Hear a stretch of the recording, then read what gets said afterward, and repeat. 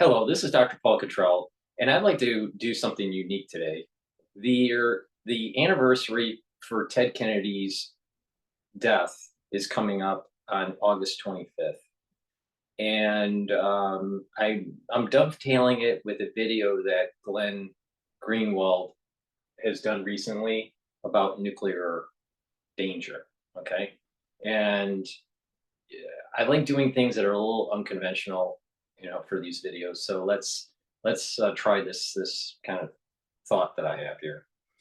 So Ted Kennedy obviously is the younger brother of the two more famous Kennedys, John F.K. and RFK.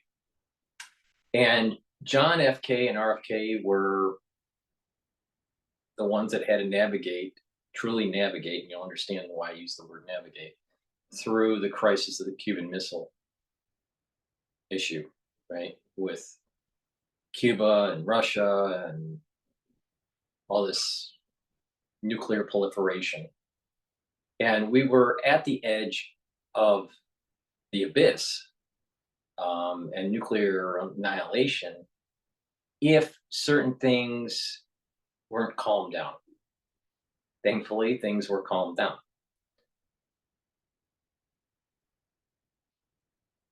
And then obviously, John F. Kennedy was assassinated in 63, and shortly after that, RFK is assassinated in 68. So there's something to be learned from Ted Kennedy, even though he was not in the room during the Cuban Missile Crisis. But Ted Kennedy, because of his tenure in the Senate for, close to 50 years or so, has seen a huge arc of the country, going from the early 60s all the way to when he died in 2009. And that transition, the civil rights era, the era of Carter, the era of Nixon, the era of Reagan, the era of the Bushes, the era of Clinton, and then that transition to Obama. Now, people that listen to this channel, most of them are probably Republican or conservative, but I think there's something to be learned from Ted Kennedy, even though he was a liberal. He wasn't an ultra liberal like AOC, but he's a liberal, and I do think that the things that he says does have that hint of God, country, and family.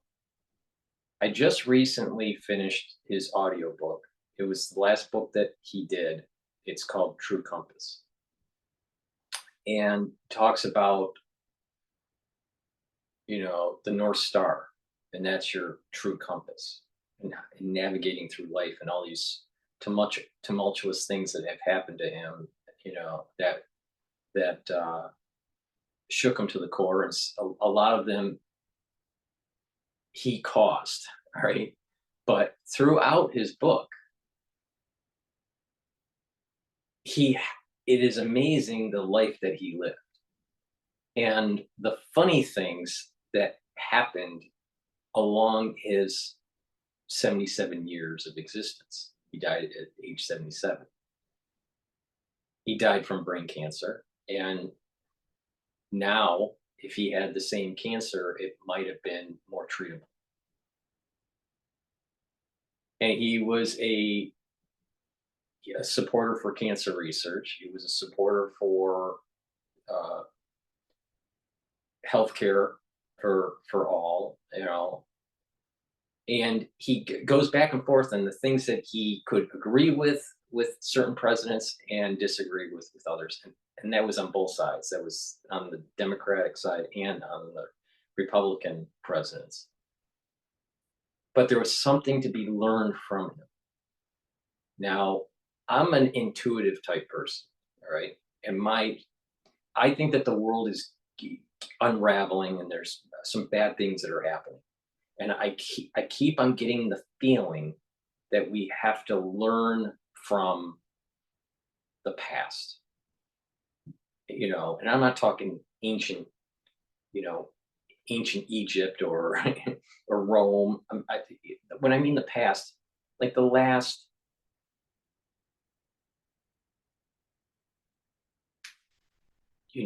maybe 60, 70 years in the American history, right? And I think that something about the Truman era, we just went through another anniversary with the Hiroshima. What's coming up is Nagasaki, um, and that era of Truman dropping the bomb and the change of the world and all that has transpired since. And a lot has transpired since. Some good, some bad. You know, there's a curse and a blessing, like I've been saying. But there's a foundation of God, country, and family. And because Ted Kennedy was such um, a lover of the sea and of sailing, right? You can see that he's wrapping his thoughts and his philosophies with the water and with the stars at night in the open ocean and the waves crashing. Everything is New England coastal talk, but there's this element of nature, battling nature, but also using nature as a comfort, like a blanket of comfort. And he went out to the sea during these tumultuous times, when his brothers were killed, or a lot has happened in that family, and it's amazing that he was the standing bearer for all of this activity. You know, he had to, quote, give away, certain family members for weddings, right? Because some of the, the fathers weren't there because they were killed. Uh, the the issues that he had with his children, the scandals and Chappaquiddick, and all these things that have happened. And I'll bring up my sense of what happened with Chappaquiddick. But there, even though you may think that there was something negative about Ted Kennedy, and there probably is a lot of negative, there's something to be learned from this era. And not just the era, this arc. See, John F. K didn't have that arc, nor did RFK have that arc. They were very laser pointed into a very small time frame for American presidency history, right? It's that early 60s. But Ted Kennedy, he arced the 60s, the 70s, the 80s, the 90s, 2000, almost to 2010. He's more of a presence. There's something, and because he was a major senator, right? He talks about this, and he spent a lot of time learning about the Senate. He embraced the Senate. He learned its function and the inner workings. And he talks about the inner core and the outer core of the Senate. And he, as an early senator, he was in the outside. But over time, he became an inside Senate. And through that inside Senate, that's where all the wheeling and dealing happens. And that's where the legislation moves the country forward or slows it down, depending on what is going on in that particular era's politics and the president and all this. He talks about how certain things were resisted even during the Bush administration, Bush Senior's administration, and his conflict even with Carter on certain things, because Carter, according to Kennedy, Carter was afraid of Kennedy. So, but there's something to be learned here. And like I said on a different video, that 322, the number 322, is August 24th, going all the way to October 7th. So the incident of October 7th last year, you go 32 days out, you get to August 24th, 2024. And then the burial, or the death, I should say, of Ted Kennedy, which was August 25th of 2009. There's something to be learned here. My sense, my intuitive sense, is saying that there's something to be learned from this. Maybe something specific to American foreign policy. Maybe it has something to do with the philosophy of the water and sailing. Maybe it's the idea of trials and tribulations and going through one's faults. I don't know, but there's something to be learned. So I listened to the audiobook, and I just finished it last night. And there's a lot of funny parts to it, like him riding a Bronco, to get votes in Nebraska for his brother, because he was on the he was helping with the campaign for his brother for presidency. So, there is a lot of funny moments, but there's also a lot of tragedy, obviously.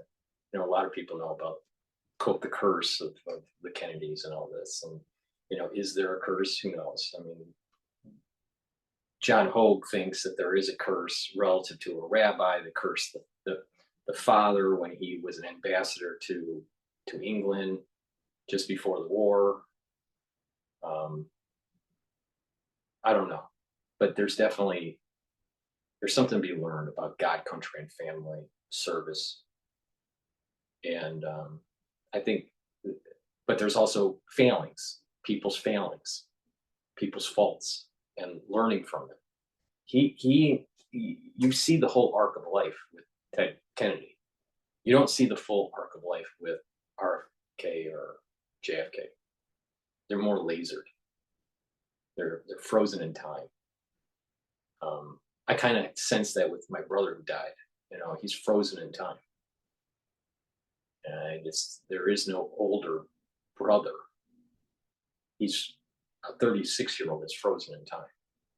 It's a strange feeling. Ted Kennedy also talks about this, the loss of his brothers. Now, there was a forceful loss, in his case. But the loss that I had with my brother was, because of health issues. But there's something to be learned here. I don't know exactly what it is, but I'm just going through my intuition here. And there's a lot of conflict in the world now. And I did a video about this. The strategic deterrence experts of that era, of the 60s and 70s era, to try to bring the Cold War to an end, have died. That's Brzezinski. That's Kissinger. Kissinger was the major one. So we don't really have someone that has had a foot in the era as it was developing. And now we have kind of lost that history. And I think this is part of the reason why something is telling me, pay attention to the 60s, pay attention to the 70s, pay attention to the 80s. Something is to be learned here, because something bad is coming.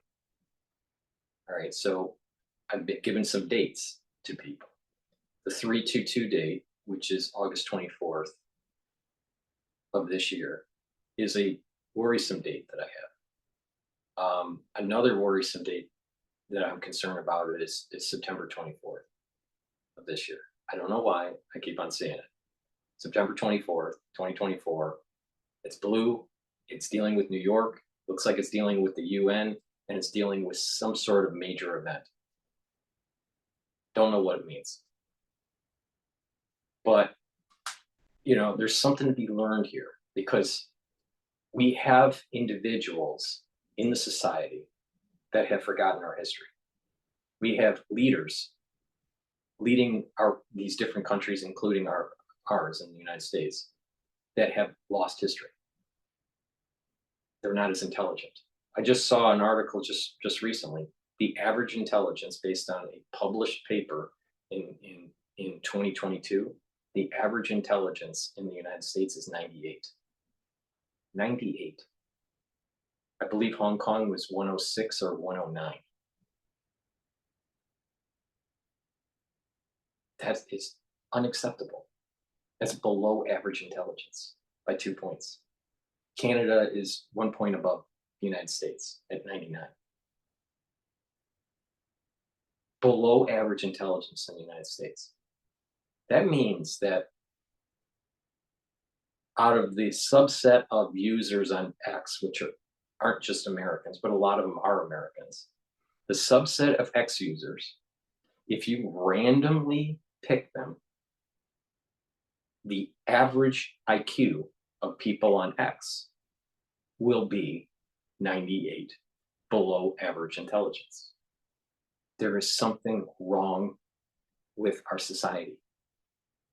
And another thing to learn from Ted Kennedy, is the eloquence, the words he uses.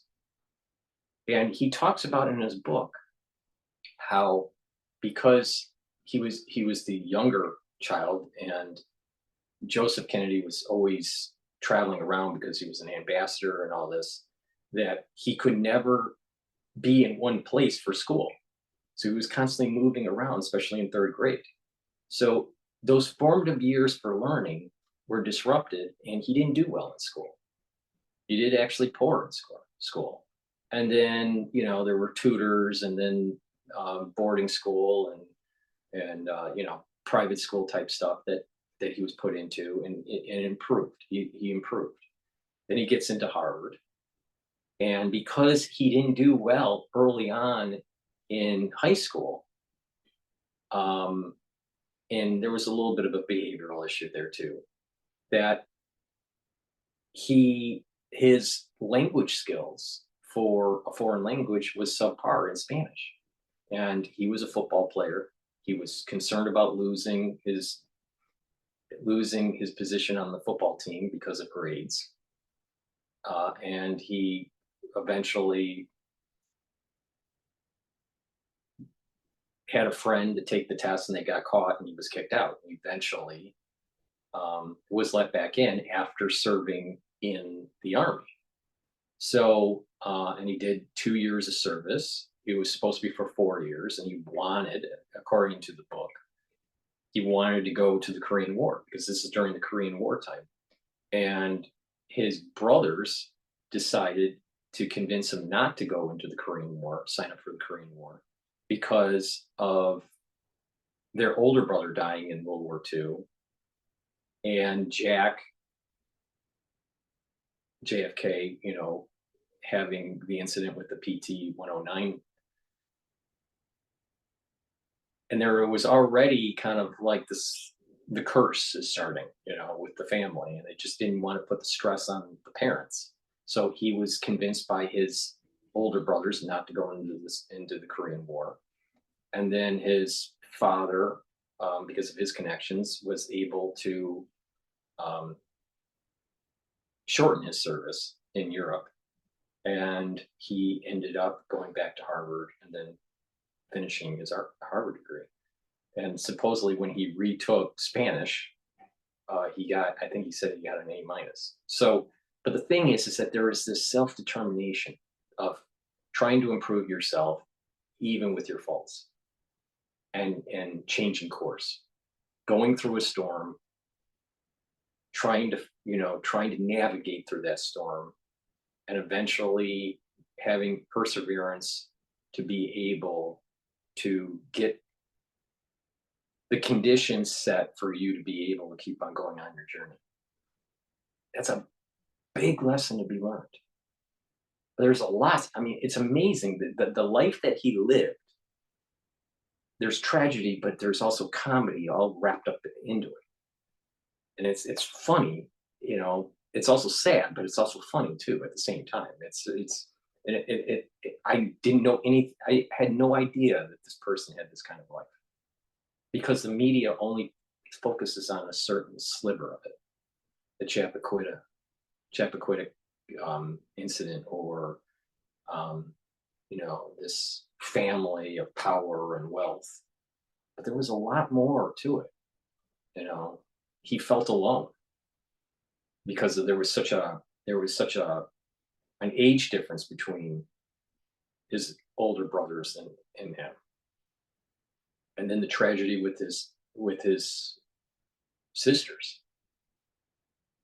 So these things helped him navigate through life, but also questioned, what he should do or shouldn't do. There was deliberation in his thoughts early on that kind of made him a perfect senator. But he wouldn't see that. He wouldn't have been. I don't think he would have been a good president.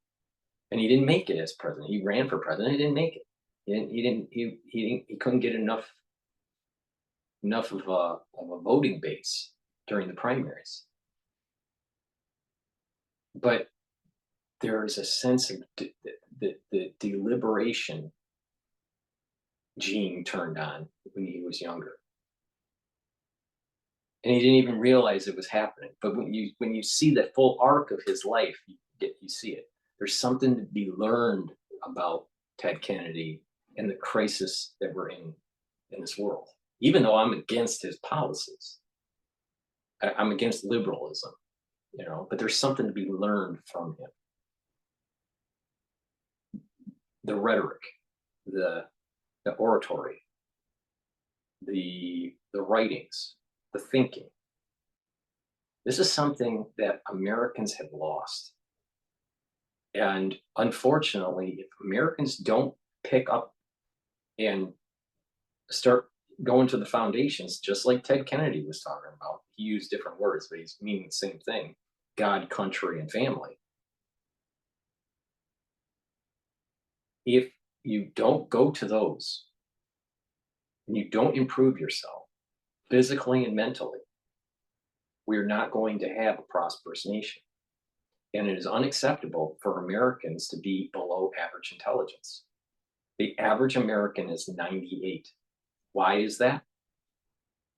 Doing poor in school, focused on sports, and it's not focusing so much on sports and being athletic, but focusing on sports and being just a consumer, watching it on TV. When I was a kid, we played outside. We didn't have video games and all this stuff until later on in life, until the 80s. But all through the 70s, everything it wasn't watching TV and video games and all that. It was playing outside. Baseball, football, soccer, playing war in the woods. There was activeness. We don't have that today. We don't have that today. And now we have all the social media and video games, and no one's reading, no one's writing. I wouldn't say no one, that's too general, but there are a lot of people, their writing and reading skills have declined. And I think this is becoming more common in Western developed countries. The Asian countries, their average intelligence is above 100. We're talking about China and Hong Kong and, Japan and all this. They're above. The average person is above average intelligence. The average person in the United States is below average intelligence. That's unacceptable. That's because of the rap and the inner city crime and the I don't care attitude. It's a loss of God, country, and family. Disrespecting of the flag, disrespecting of the Oval Office, disrespecting of of government, But there is a flip side to that. You also have government officials that are disrespecting the people. So when I say disrespecting of the office, it's a lot of times not just of the population disrespecting the office, but also the ones that are holding the office are disrespecting it. And they're not holding high reverence to it. It's an issue. It's an issue. And it devolves. Same thing. It's kind of like the broken window theory in the urban environment.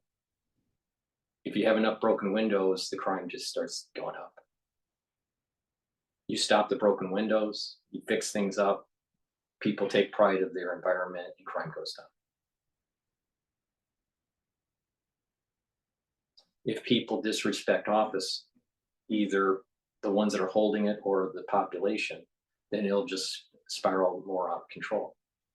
But if you start having people that are in office respecting the office and having constituents that respect that office, then there's a positive feedback and society gets better.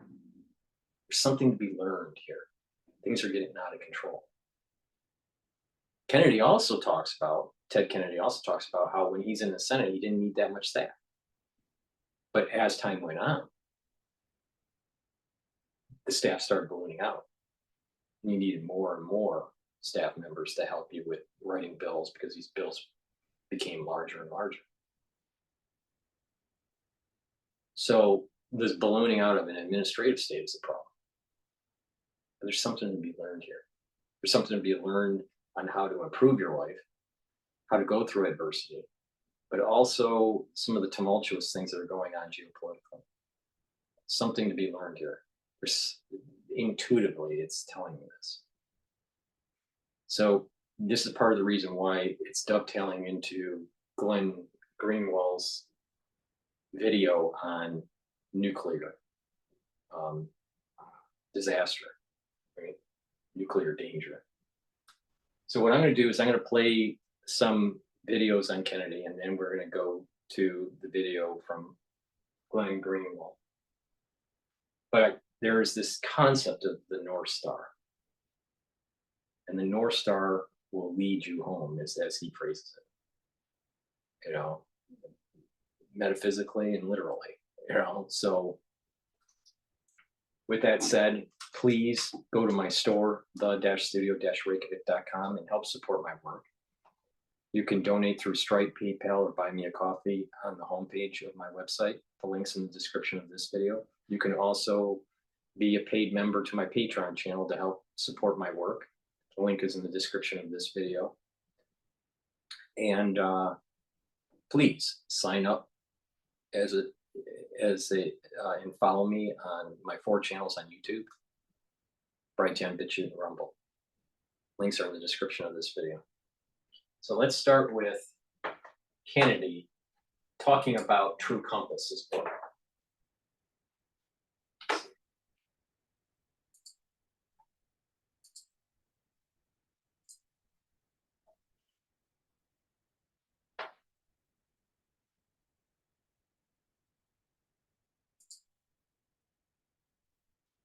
I had a sit down with my dad. He said, now, Kenny, you have to make up your mind whether you want to have a constructive and positive attitude and influence on your time.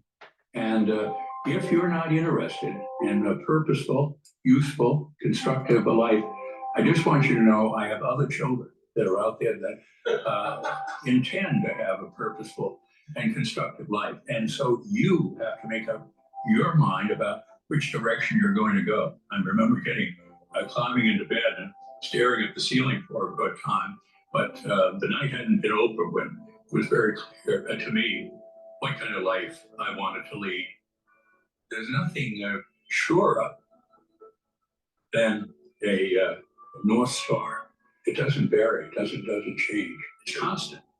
The idea of a compass and following the directions of the compass and staying true to its direction makes sense to me.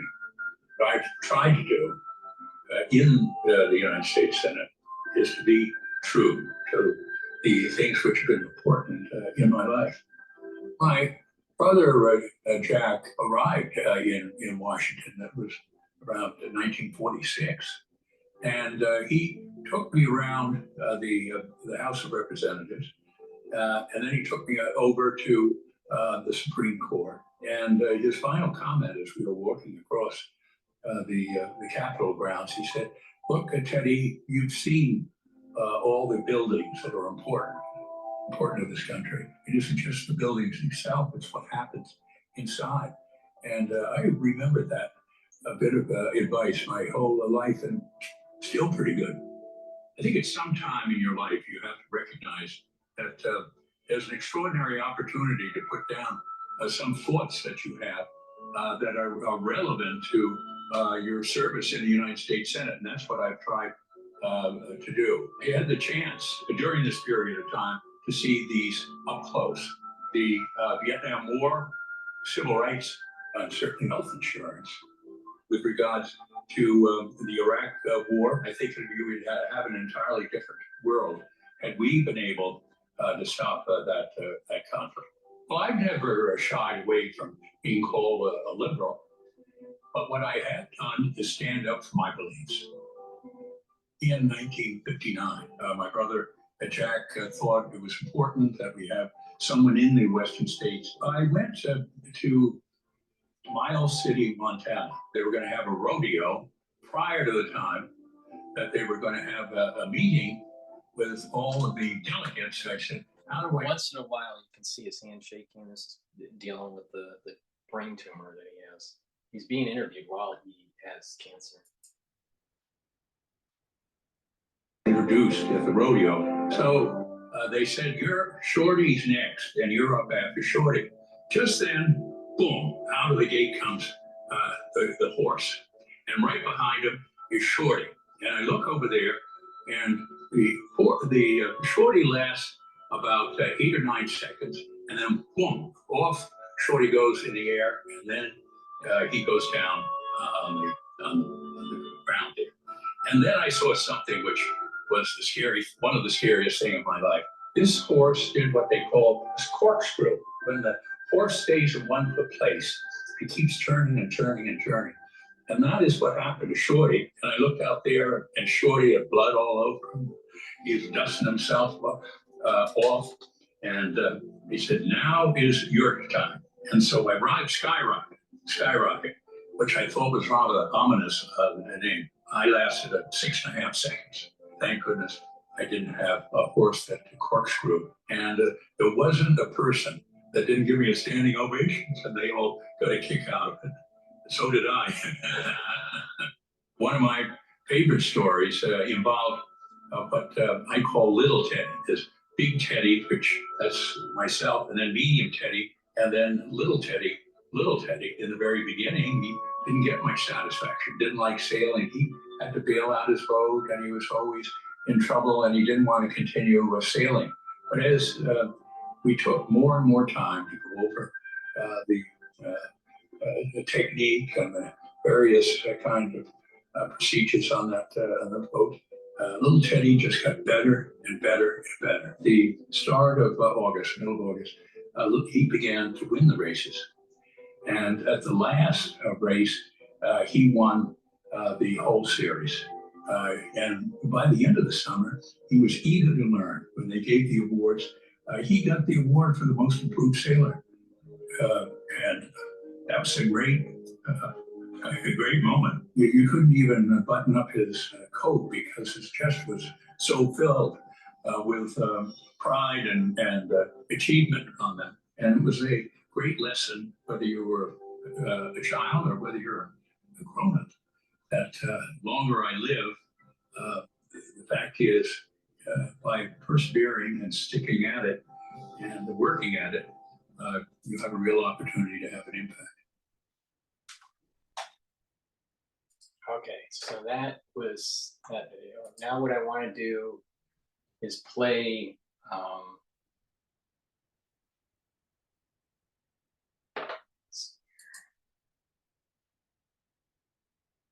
I'm going to play the bird's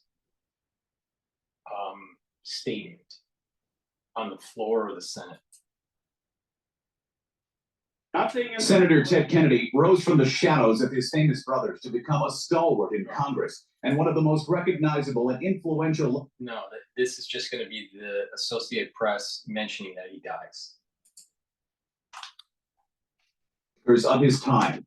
It is wrong for the administration to beat the drums of war. Edward M. Kennedy was the youngest of 9 children in what would become one of the most famous and powerful political families in American history. A graduate of Harvard and Virginia Law School, he cut his political teeth helping his older brother, John F. Kennedy, run for president in 1960.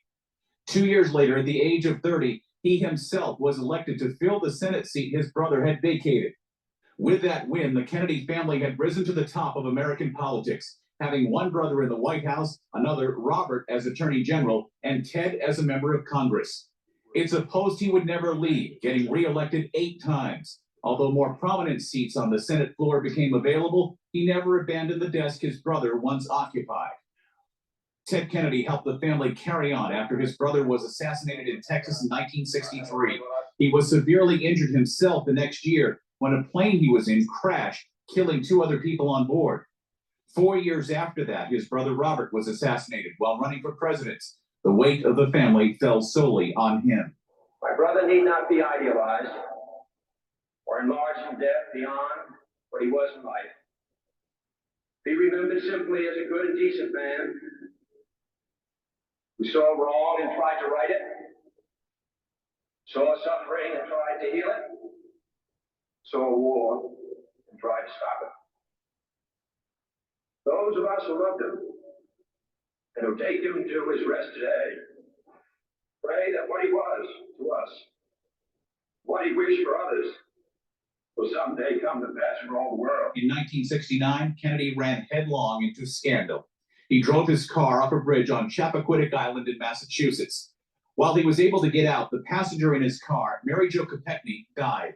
Kennedy later pleaded guilty to leaving the scene of an accident and was given a suspended 2-month sentence. Whether some awful curse did actually hang over all the Kennedys. He deflected calls for him to run for the White House, instead building up his stature in the Senate, where he was fast becoming one of the most effective Democratic leaders. He did test the presidential waters in 1980 when he tried to wrest the nomination away from incumbent President Jimmy Carter. He won 10 primaries that year, but later bowed out of the race. He returned to the Senate, where he continued to gain power and served as the chairman of the Health and Education Committee. He also held seats on the powerful Armed Services Committee and the Judiciary Committee. However, tragedy wouldn't leave the family alone. He was again called on to help the country mourn, this time after the passing of his nephew, John F. Kennedy Jr. In 2006, Time magazine recognized him as one of America's 10 best senators, and stating that he had a record of legislation that affected the lives of nearly every single American. Kennedy returned to the presidential spotlight in 2008, but not as a candidate. I have seen him in the Senate. He will keep us strong, defend the nation against real threats. He announced his staunch support for fellow Senator Barack Obama. Later that year, he was diagnosed with a brain tumor. At the time of his passing, he was second only to Senator Robert Byrd of West Virginia as the most senior member of the Senate. Ed Donahue, The Associated Press. Thank you, thank you. Thank you.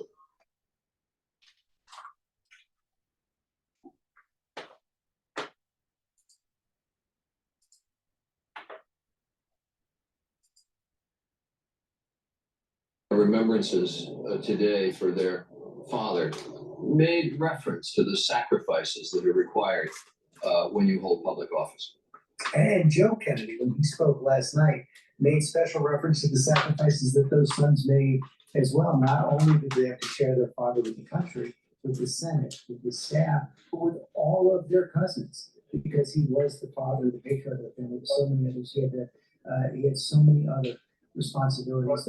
Those eulogies by the sons, though, today were really, for me, the highlight of the day. We talked about it earlier, especially Ted Jr., who lost his leg in cancer at the age of 12, I think, maybe even a little bit younger, telling that story about his father wouldn't let him give up, and carry him up that hill where they were trying to sled if he had to, and to hear sort of the conviction and the vigor and the emotion and the love in his voice all at the same time. was a testament to Ted Kennedy as a father.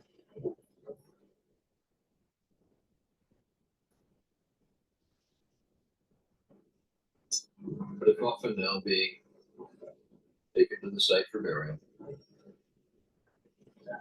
Ricky Kennedy and the family gathered.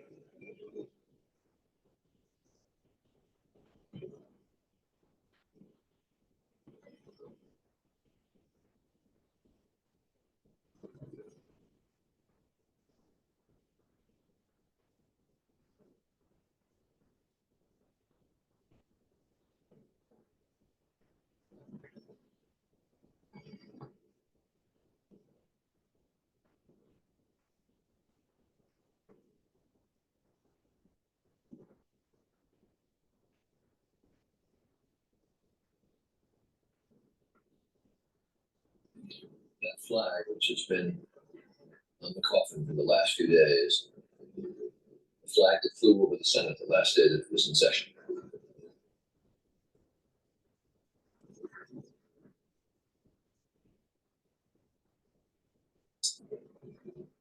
And as the service proceeds, those members of the military will hold it there, taut. May I, for just a moment, be the voice of so many all around the world to pay a final tribute to Senator Ted Kennedy and to offer our heartfelt condolence to his wife Vicki, to his sister Jean, to his children and grandchildren, and to all the Kennedy family, as also to that extended family that must probably include most of America. May I also add a word that we who were privileged to watch the very beautiful funeral mass this morning had to be touched by the wonderful part in that liturgy played by the younger generation of Kennedys. The warm and very personal tribute in the elegies of Teddy's sons, and even that of the President of the United States, whose warmth and whose friendship for Ted is obviously so powerful. That, together with the splendid homily of Father Hessian, Ted's parish priest, made our farewell to Senator Kennedy unforgettable. On learning of his death last Wednesday morning, tributes to his half-century of leadership in American life and politics came from all over the globe. May I offer my own short one again? They called him the Lion of the Senate, and indeed, that is what he was. His roar and his zeal for what he believed made a difference in our nation's life.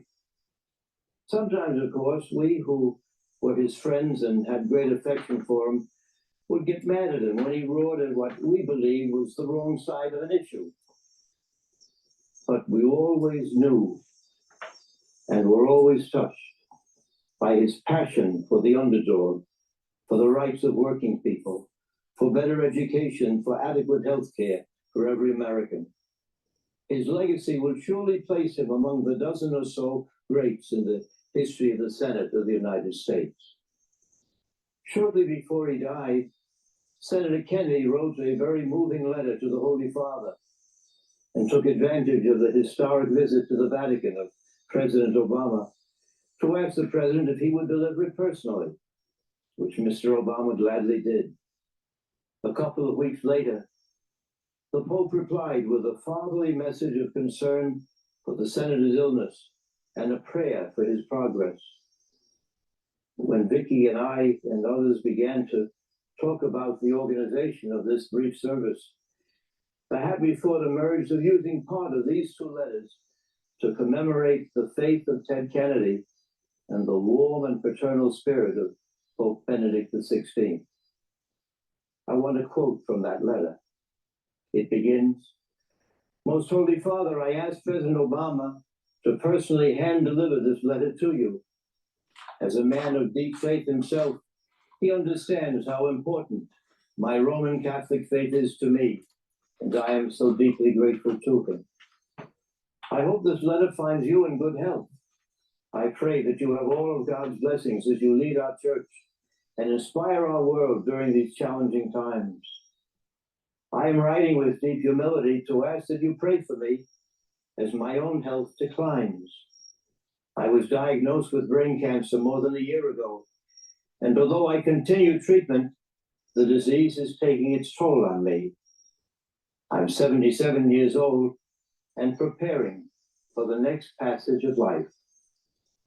I have been blessed to be part of a wonderful family, and both of my parents, particularly my mother, kept our Catholic faith at the center of our lives. That gift of faith has sustained and nurtured and provides solace to me in the darkest hours.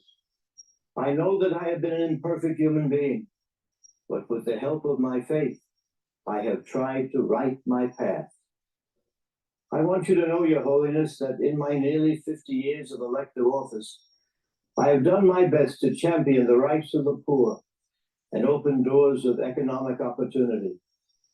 I've worked to welcome the immigrant, to fight discrimination, and expand access to health care and education. I've opposed the death penalty and fought to end war.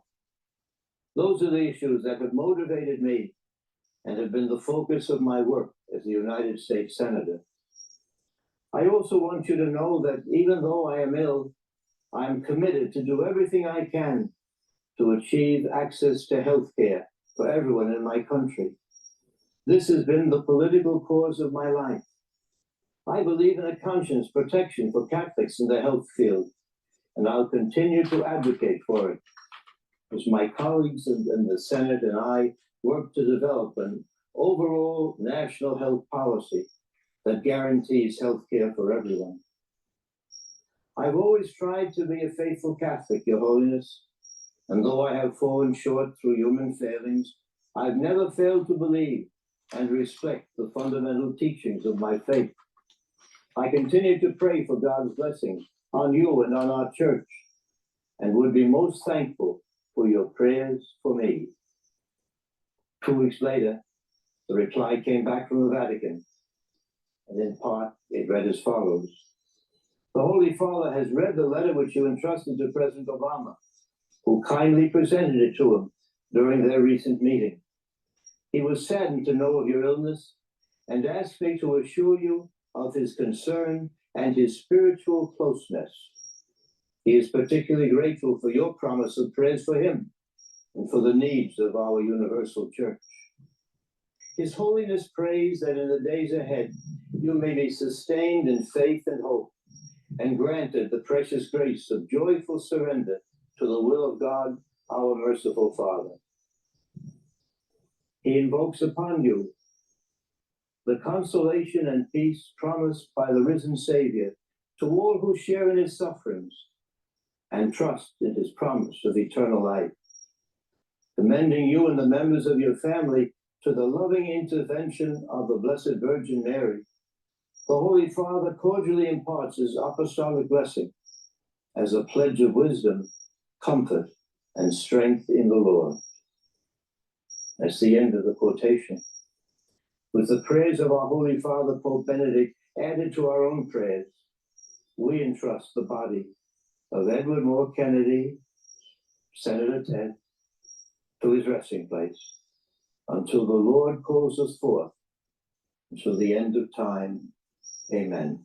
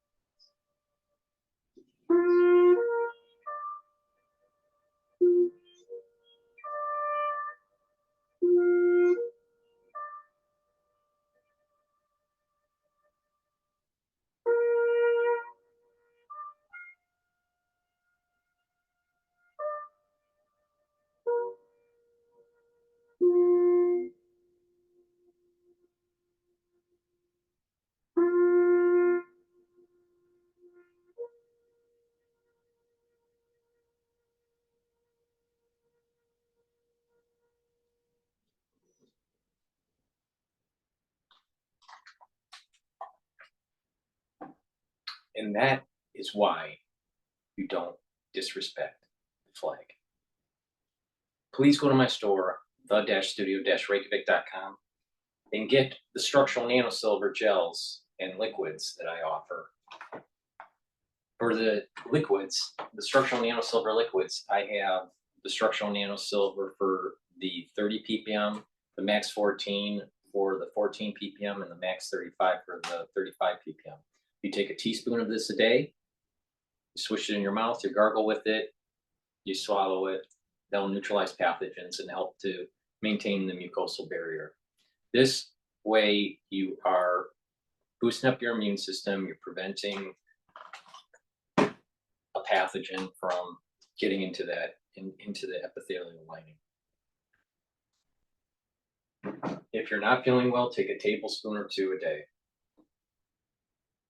With the structural nanosilver gel, I have 2 types, one in a dispenser and one in a tube form. You use it the same way. You put it on your hands. It'll stay active for 5 hours, neutralize pathogens. You can put it around your mouth, around your nose, around your eyes, around your ears, lightly coat your nostrils. You can't do that with Perel. But with structural nanosilver gel, you can. So please go to my store and get the structural nanosilver gel. It also will help to heal a wound, an abrasion, a minor burn, acne. You can use it as a skincare, everyday skincare. You put it on your skin. The best way to do that, if you're doing skincare, is put it on your skin, go to bed. When you wake up, exfoliate. You'll notice that your skin is clearer and tighter, especially around your face. So please go to my store, the-studio-reykjavik.com, and get the structural nanosilver gels. Lastly, it's really important to improve your skin, your bones, your joints, your tendons, right? Your ligaments with collagen. All right. This collagen powder is a big scooper. You just take 1 scoop a day, and you can mix it with your food or with water or with a smoothie or whatever. It has a very nice amino acid profile, right? As you can see on the screen here. So this is a great collagen powder. Take it every day. You'll notice that your skin is improving and your joint health is improving. You'll see the improvements on your skin and your nails quicker than with your joints and your bones. It takes longer for those to go through its healing process and remodeling process. But it's a very high quality product, so please go to my store, the-studio-reykjavik.com. For the ones that have bought the structural nanosilver liquid, also get a applicator set. This is important because you can have the liquid in these different bottles and just carry it in your bag. You can take it to work. You get a nasal spray, dropper, and a spritzer. The spritzer is great for spraying surfaces if you need to neutralize them or to get the back of your throat. The dropper, you use it, to put it in your mouth, and the nasal spray obviously will help to spray the structural nanosilver in your nostrils. With that said, let's go to Glenn Greenwald and this great nuclear danger discussion that he's having with a professor or a scholar. But again, it's dovetailing into the Ted Kennedy ethos, all right? Why? Because there's a huge arc of service in the Senate during a very pivotal time periods in American history, and that there is something being lost. There's an etiquette being lost. There's an intelligence level that's being lost. There's an art of rhetoric that's being lost. There is a loss of history in the United States. And if we go too far into the ocean and forget where we came from, and we don't find that North Star, we're not going to be able to get back home. And we may actually destroy our home in the process. So it's really important. We're in tumultuous times here.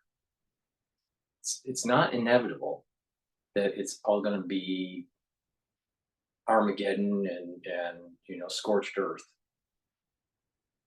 But we're moving in that direction, and it's dangerous, and we need to just be wise.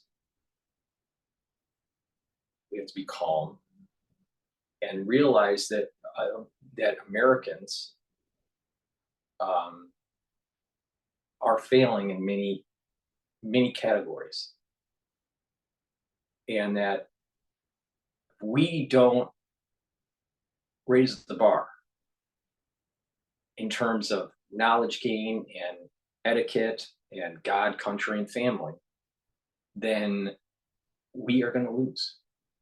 We are going to lose that shiny hill,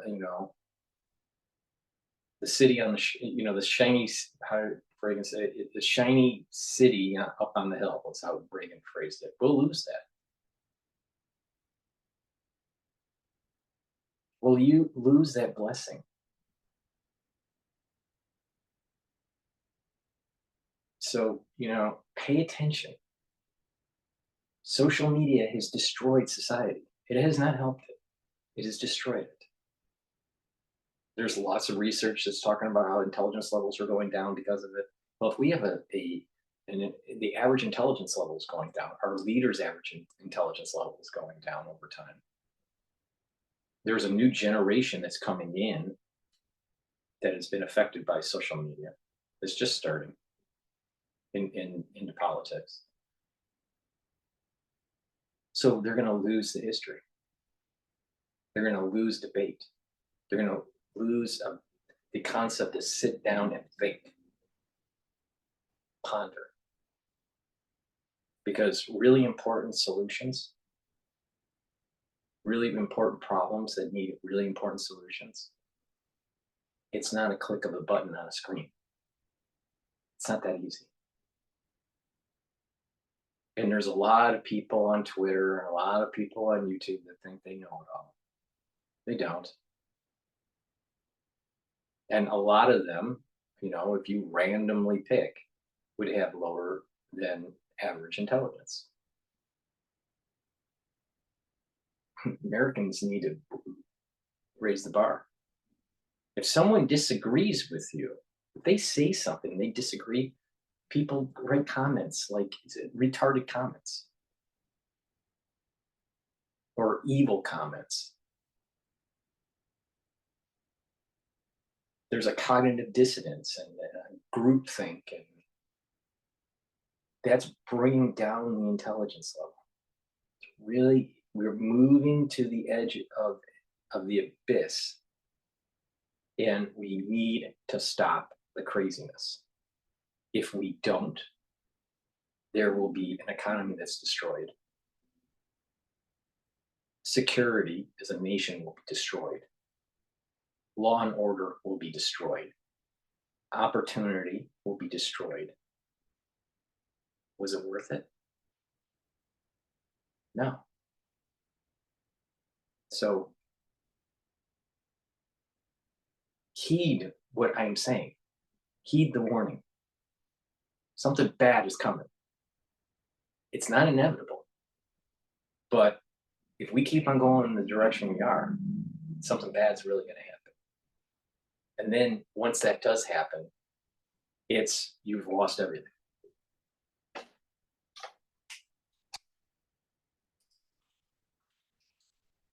Use of atomic weapons when the U.S. dropped one bomb on Hiroshima and one on Nagasaki, Japan, killing an estimated 450,000 people at once. Much of the next 45 years of the Cold War was centrally focused on the question of how the U.S. and the Soviet Union and other nuclear powers could avoid the risk of repetition, the risk of nuclear war in the future, especially as those bombs became more and more destructive. Fear of nuclear war was embedded in the American psyche.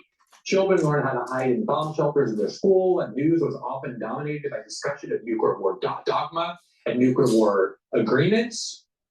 Yet even as the U.S. is now involved in multiple dangerous conflicts around the world involving nuclear armed states, a war with Russia and Ukraine, war in the Middle East, constant provocative acts toward China, obviously nuclear power, it seems that the fear of nuclear war has sometimes almost completely eroded. In fact, at the start of the Russian invasion of Ukraine, many media articles explicitly insisted that the risk of nuclear war with Russia was vastly overblown, and that we must not let our fears of nuclear weapons and nuclear war paralyze us from pursuing war when necessary. Some even tried to argue that nuclear war could be manageable or even come at an acceptable cost. Professor Nina Tenenwald is a senior lecturer in political science and a director of undergraduate studies in the Department of Political Science at Brown University. Her research has focused on the role of international institutions, norms, and ideas in global security issues, including efforts to control weapons of mass destruction and human rights and the law of war. She's the author of a very relevant book titled The Nuclear Taboo, the United States and the Non-Use of Nuclear Weapons Since 1945, which examines why the world has not used nuclear weapons since 1945 and how we can continue to avoid it.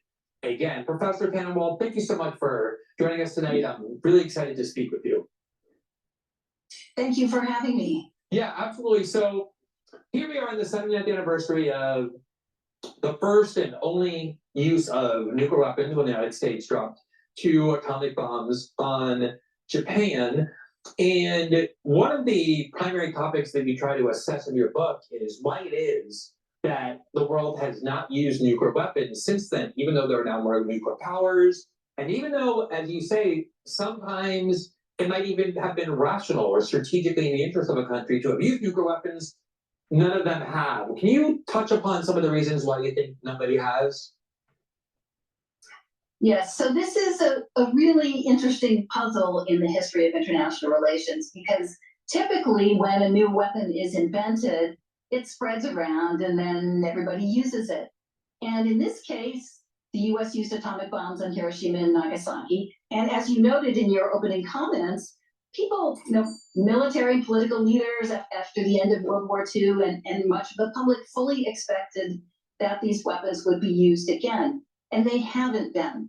And this 79-year tradition of non-use of nuclear weapons is the single most important feature of the nuclear age. Now, why has this happened? So I think there's several pieces to the explanation. One is clearly deterrence, that these are such incredibly destructive weapons that, as we've seen, mutually nuclear armed states become very cautious. They're deterred from getting into a direct conflict or risking escalation to the use of nuclear. And this is why, even though there's a lot of people that are negative towards Kissinger, and I am one of them, where there was elements of war crime things going on with Cambodia, all right, but he was instrumental with nuclear deterrence, and he was a strategic thinker. He played game theory really well. To say that he wasn't good at that, I mean, you're not paying attention. So there's bad sides to Kissinger and there were good sides to Kissinger. All right. And since his passing, and as he was ailing and as he was getting older, I feel that the United States is kind of moving away from the lessons learned from the Truman and from Truman and Eisenhower and from Kennedy. And it's just kind of like there was something learned there that's lost. It's really important to get that back. And that the anchor of that history of Truman, Eisenhower, and Kennedy, that anchor was Kissinger. Now Kissinger's gone. We're losing, just like Ted Kennedy was an anchor of ink in the Senate of this larger arc of history. This might be the reason why term limits may not be a good idea in the Senate. You may need historians in the Senate, the older guard, to actually give a context of why things are the way they are. And it doesn't mean they can't be improved, but I think a big problem with what is happening in the United States is we are learning new things and forgetting really important other lessons. Because we're so focused on the day to day. It's very survival oriented, but not looking at the larger arc and how something could emerge that is catastrophic for society that we're not paying attention to. This is the reason why I keep on drumming this idea that there's these key players that have died, that we've lost the anchor, and our leaders are terrible. And what did JFK say? You know, with the military, when it was the chief of staff, you know, they all want to blow everything up. There's nothing, you never find someone that doesn't want to blow something up, and the bigger the bomb, the better in their mind. You know, so and they feel as though that they can launch because they are part of the, you know, the surviving government, you know, in some sort of bunker. And they don't care about us because we're just, you know, cannon fodder for their nuclear weapon.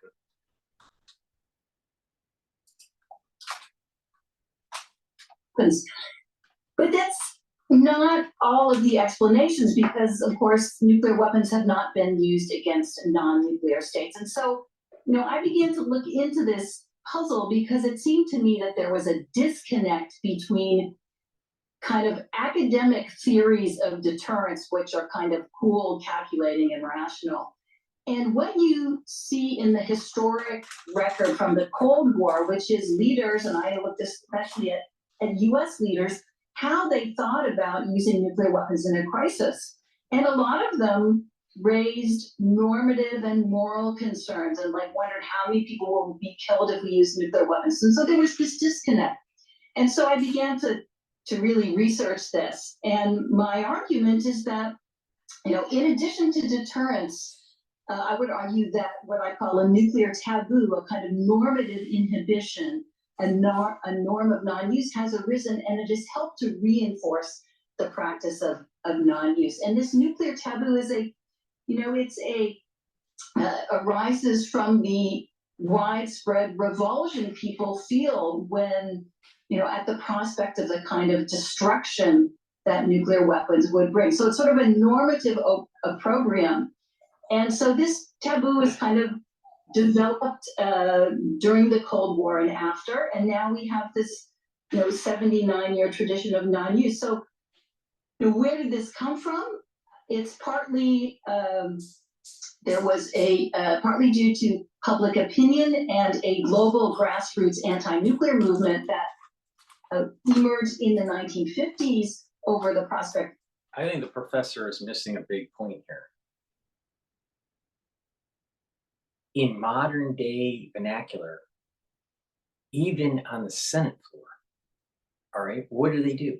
I'm going to nuke that policy, you know, and it's something to do with, you know, kids at playground, you know, funding or something.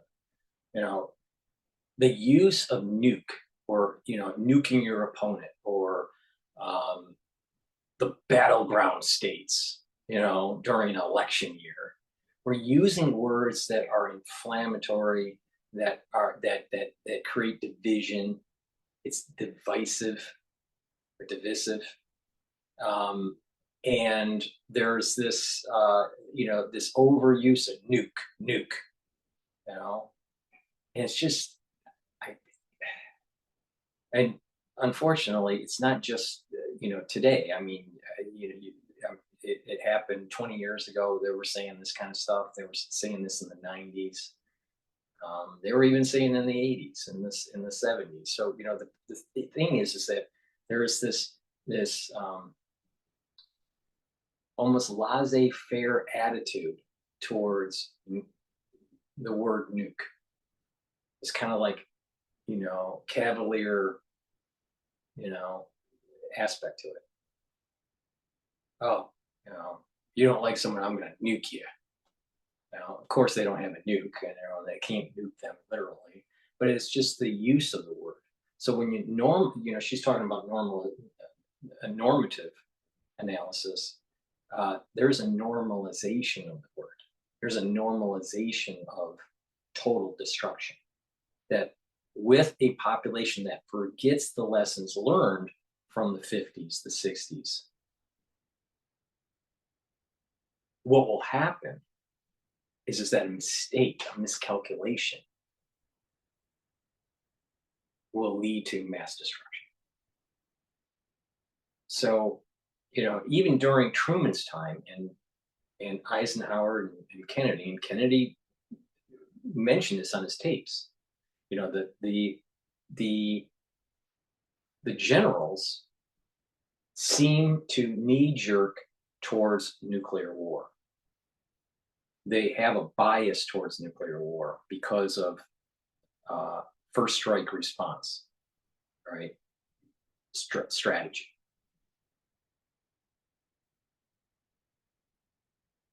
So, we got to be careful of that. They even back then, they weren't really normative. They were talking about who's going to survive this nuclear conflict. You had other people in the room that were going like, well, how many people are going to die? Trying to be kind of like rational about the situation. So you had rational actors and quasi-rational actors, meaning, first strike response. We got to hit them now. That's a quasi-rational. It's rational for trying to, to survive a war, but it's not rational because you're starting the war.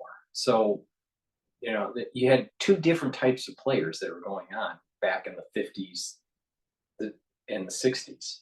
That's for sure. And I think she's downplaying the knee-jerk reaction of a first strike response. Nuclear testing, but then expanded in the 1980s. Again, there was a very large anti-nuclear movement that protested the Reagan administration's warfighting rhetoric. And the effect of the anti-nuclear movement, which has been, grassroots in many countries, but also used the UN and non-nuclear states, has been to stigmatize nuclear weapons, to stigmatize them as unacceptable weapons of mass destruction, that they're inhumane weapons. And so the grassroots anti-nuclear movement has not been successful in achieving disarmament, which was its goal. But what it has been successful at is making it impossible to think about nuclear weapons as just another weapon. And that is the single most important legacy of global grassroots anti-nuclear activity. So I think the sources of the taboo lie both in strategic concerns and self-interest, that is deterrence, but also in normative and moral concerns. And these two things can go together.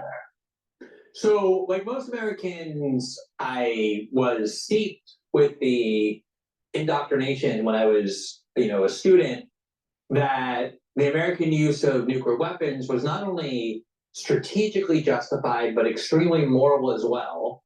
And as you know, the argument goes that had we not used nuclear weapons, we would have ended up killing a lot more people in Japan.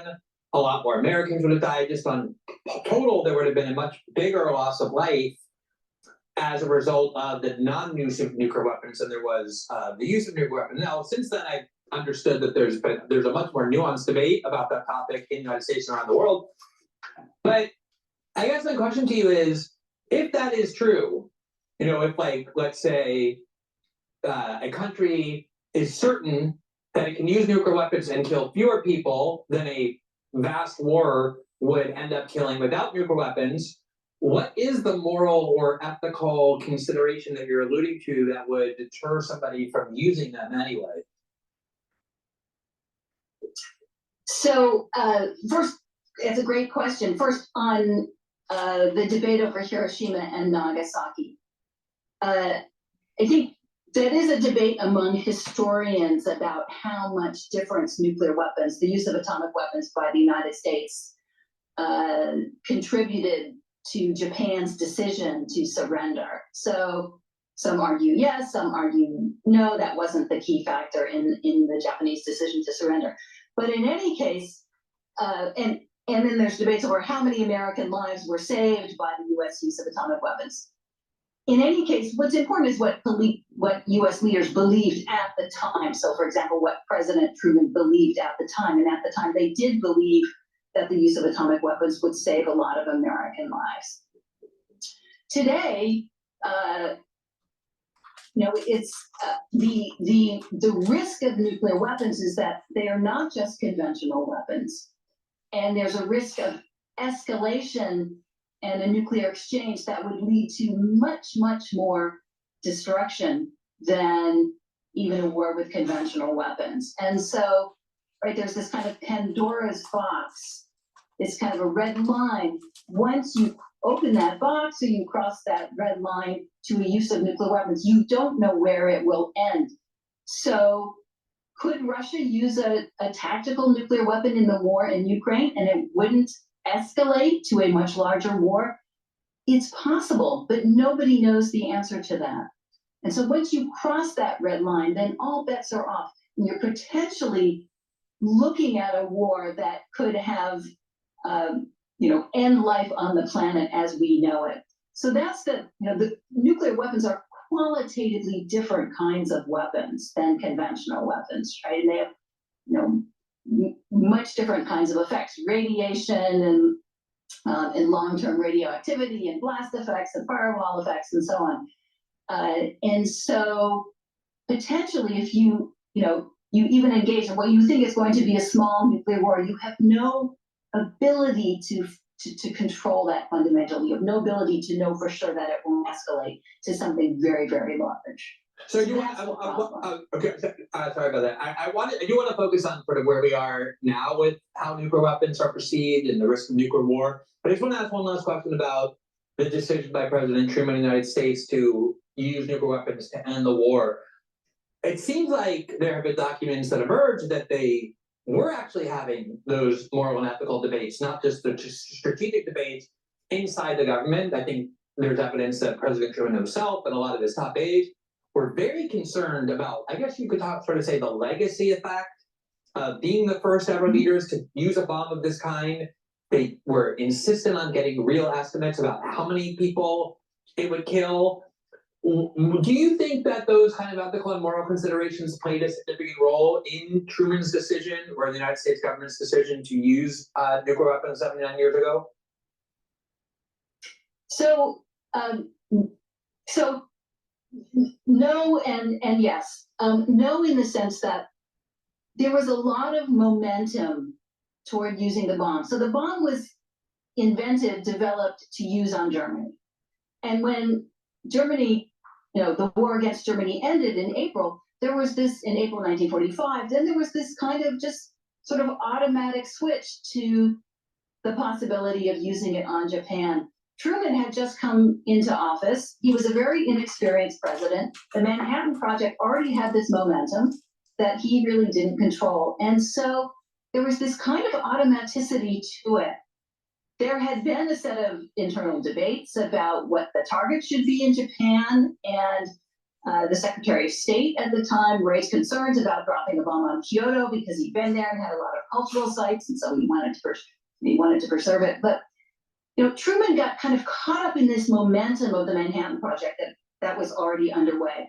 What we do know is that once the 2 atomic bombs were dropped and they saw what the consequences were, Truman was very upset about this and basically said there will not be any third bomb dropped, that the U.S. would not drop a third weapon, which was in the ready to be dropped. So, and then Truman later wrote about his moral,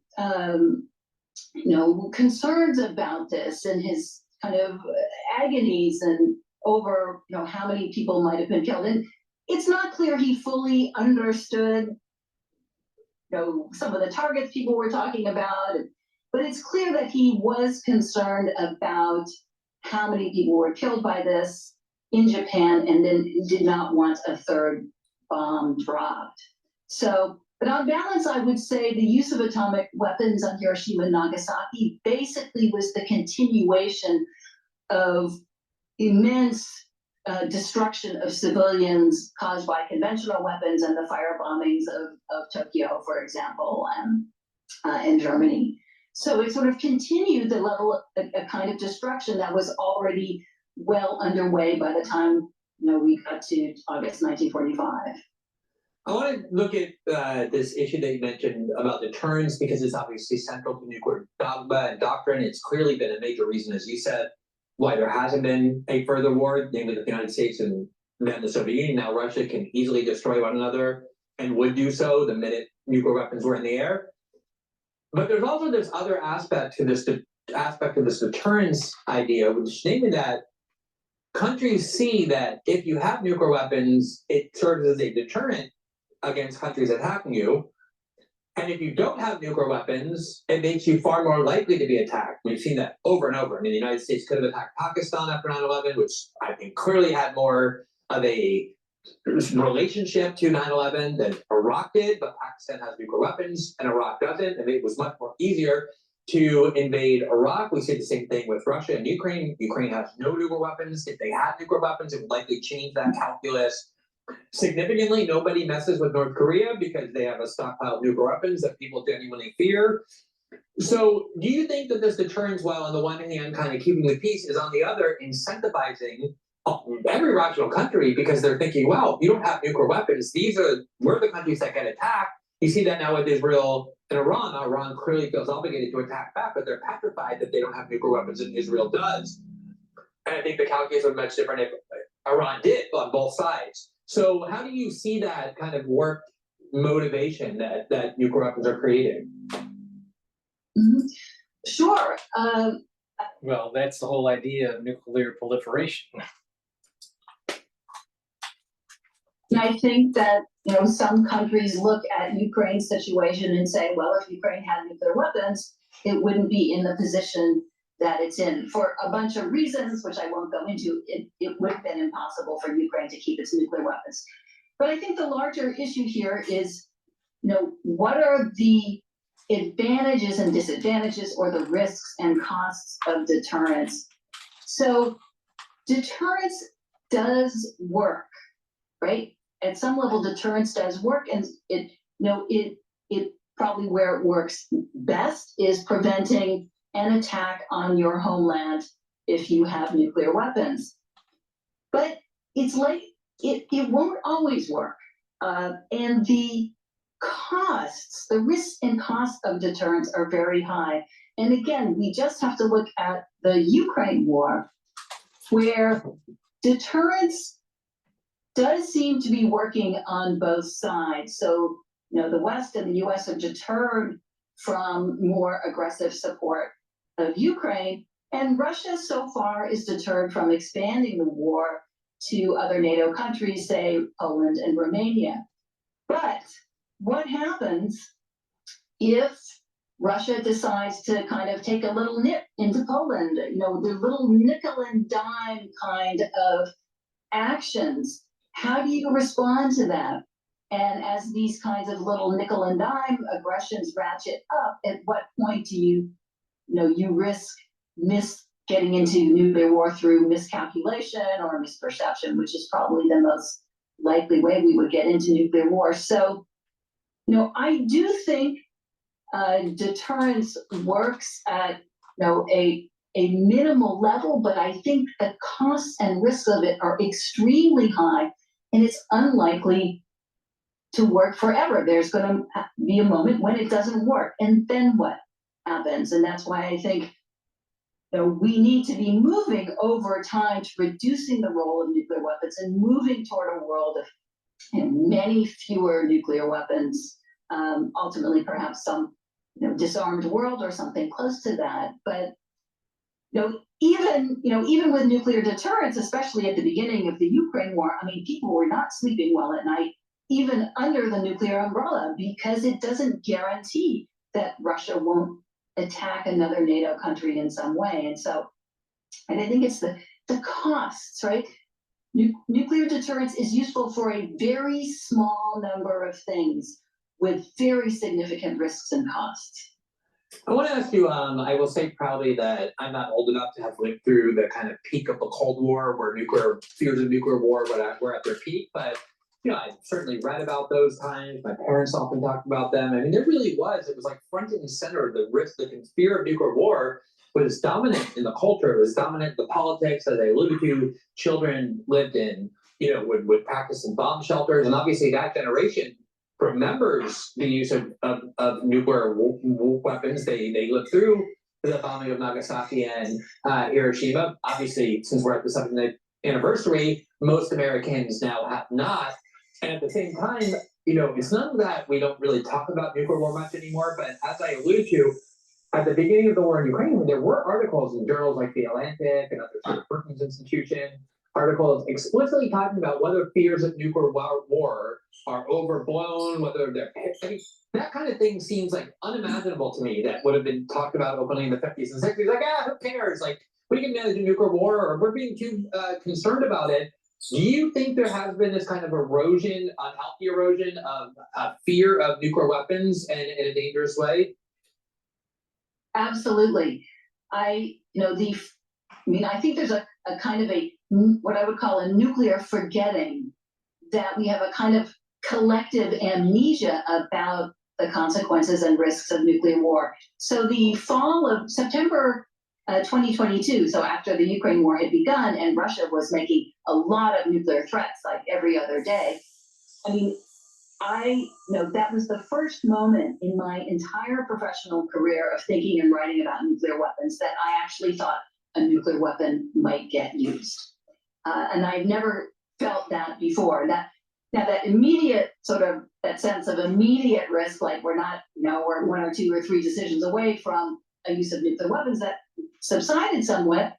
But now I think we are today in the most dangerous period of nuclear danger than we have been in since probably the early 1980s.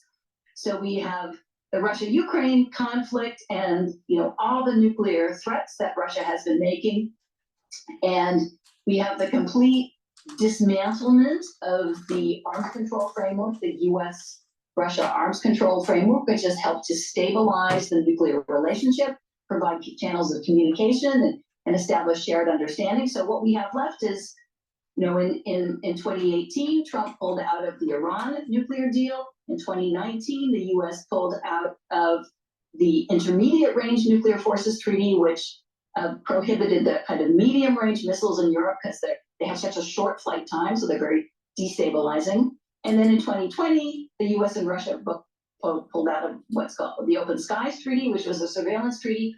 All we have left now is one treaty. It's the New START Treaty.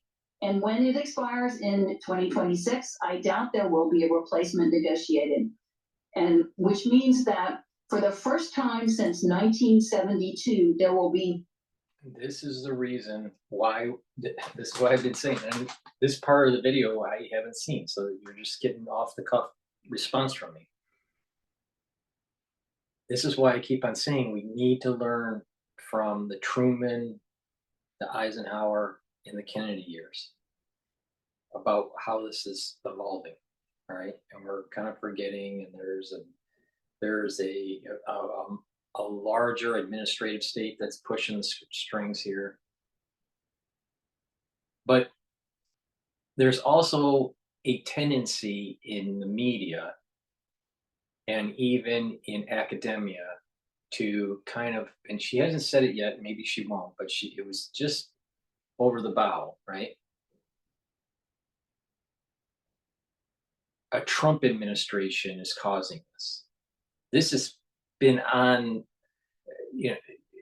this has been working in its process with even larger weapons of mass destruction and some sort of shield development during the Bush Jr. years administration.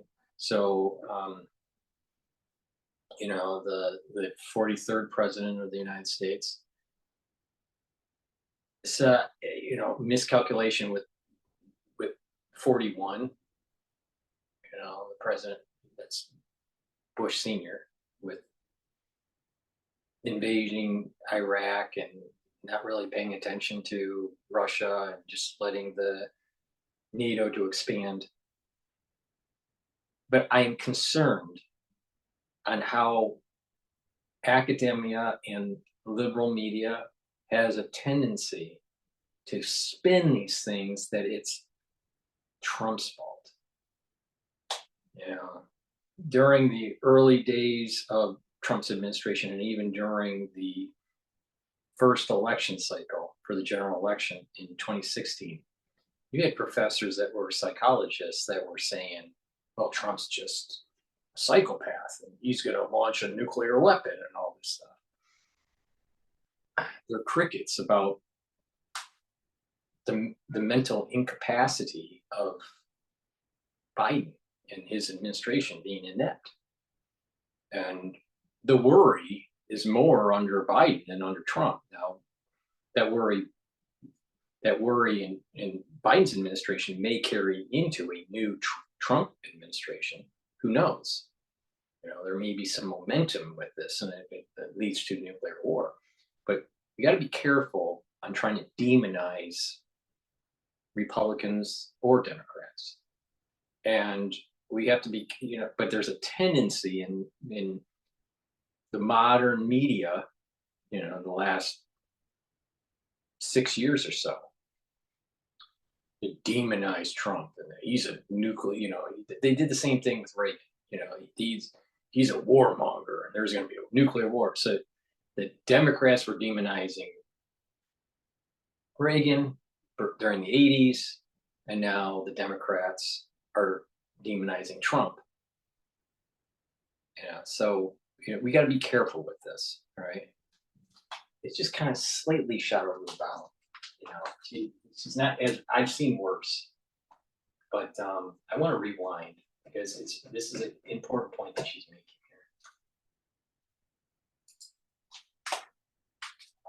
here. You know, all the nuclear threats that Russia has been making, and we have the complete dismantlement of the arms control framework, the US-Russia arms control framework, which has helped to stabilize the nuclear relationship, provide channels of communication, and establish shared understanding. So what we have left is, you know, in 2018, Trump pulled out of the Iran nuclear deal. In 2019, the US pulled out of the Intermediate Range Nuclear Forces Treaty, which prohibited the kind of medium range missiles in Europe because they have such a short flight time, so they're very destabilizing.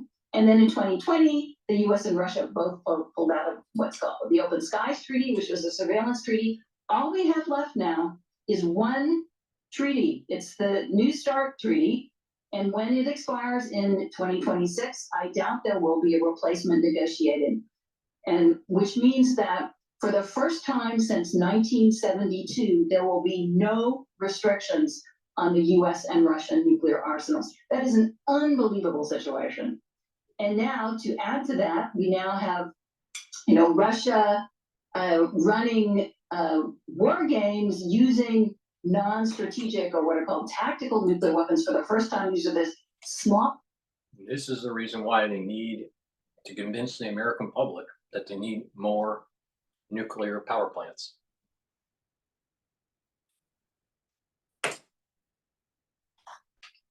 Nuclear weapons. So in May, it ran these war games with non-strategic nuclear weapons. You know, this is sort of rehearsing for some use of nuclear weapons in Ukraine or against NATO. And all the nuclear armed states are modernizing their nuclear arsenals. The United States will spend $756 billion over the next 10 years to modernize our nuclear arsenal. All of the 9 nuclear armed states are doing this. And so we have this situation of the pursuit of nuclear excess. At the same time, all the arms control agreements, the restraints are being thrown off. And you have sort of changing, some states are changing their nuclear doctrines which suggest that they're lowering the threshold for nuclear use. And as you know, then people are saying, well, you know, when Kissinger died, I predicted this. That we're going to lose. We're going to move towards a more nuclear conflict, more probability of nuclear conflict. Worry about a use of a nuclear weapon in Ukraine. Putin is bluffing, and I view those those statements as quite cavalier, because I think the risks, again, most likely through escalation or miscalculation, but you can't rule out that if Putin was really pushed into a corner, he might actively, affirmatively decide to use a nuclear weapon. So this is a moment of really great nuclear danger, and I think we need a lot more education among the American public about the consequences of nuclear weapons and their use. Yeah, one of the reasons we asked you on was because I find it actually shocking how little discussion there is of these kinds of issues, given that, as you say, and the Bulletin of Atomic Scientists say, we're actually closer to the risk of nuclear catastrophe than at any point since 1945, including 1962, Cuban Missile Crisis. Because we are run by a bunch of idiots. Going back to the average intelligence level in the United States now, 98. That's below average. 100 is average. The average person in the United States is below average intelligence. So our leaders are even lesser intelligent than the leaders we've had in the past.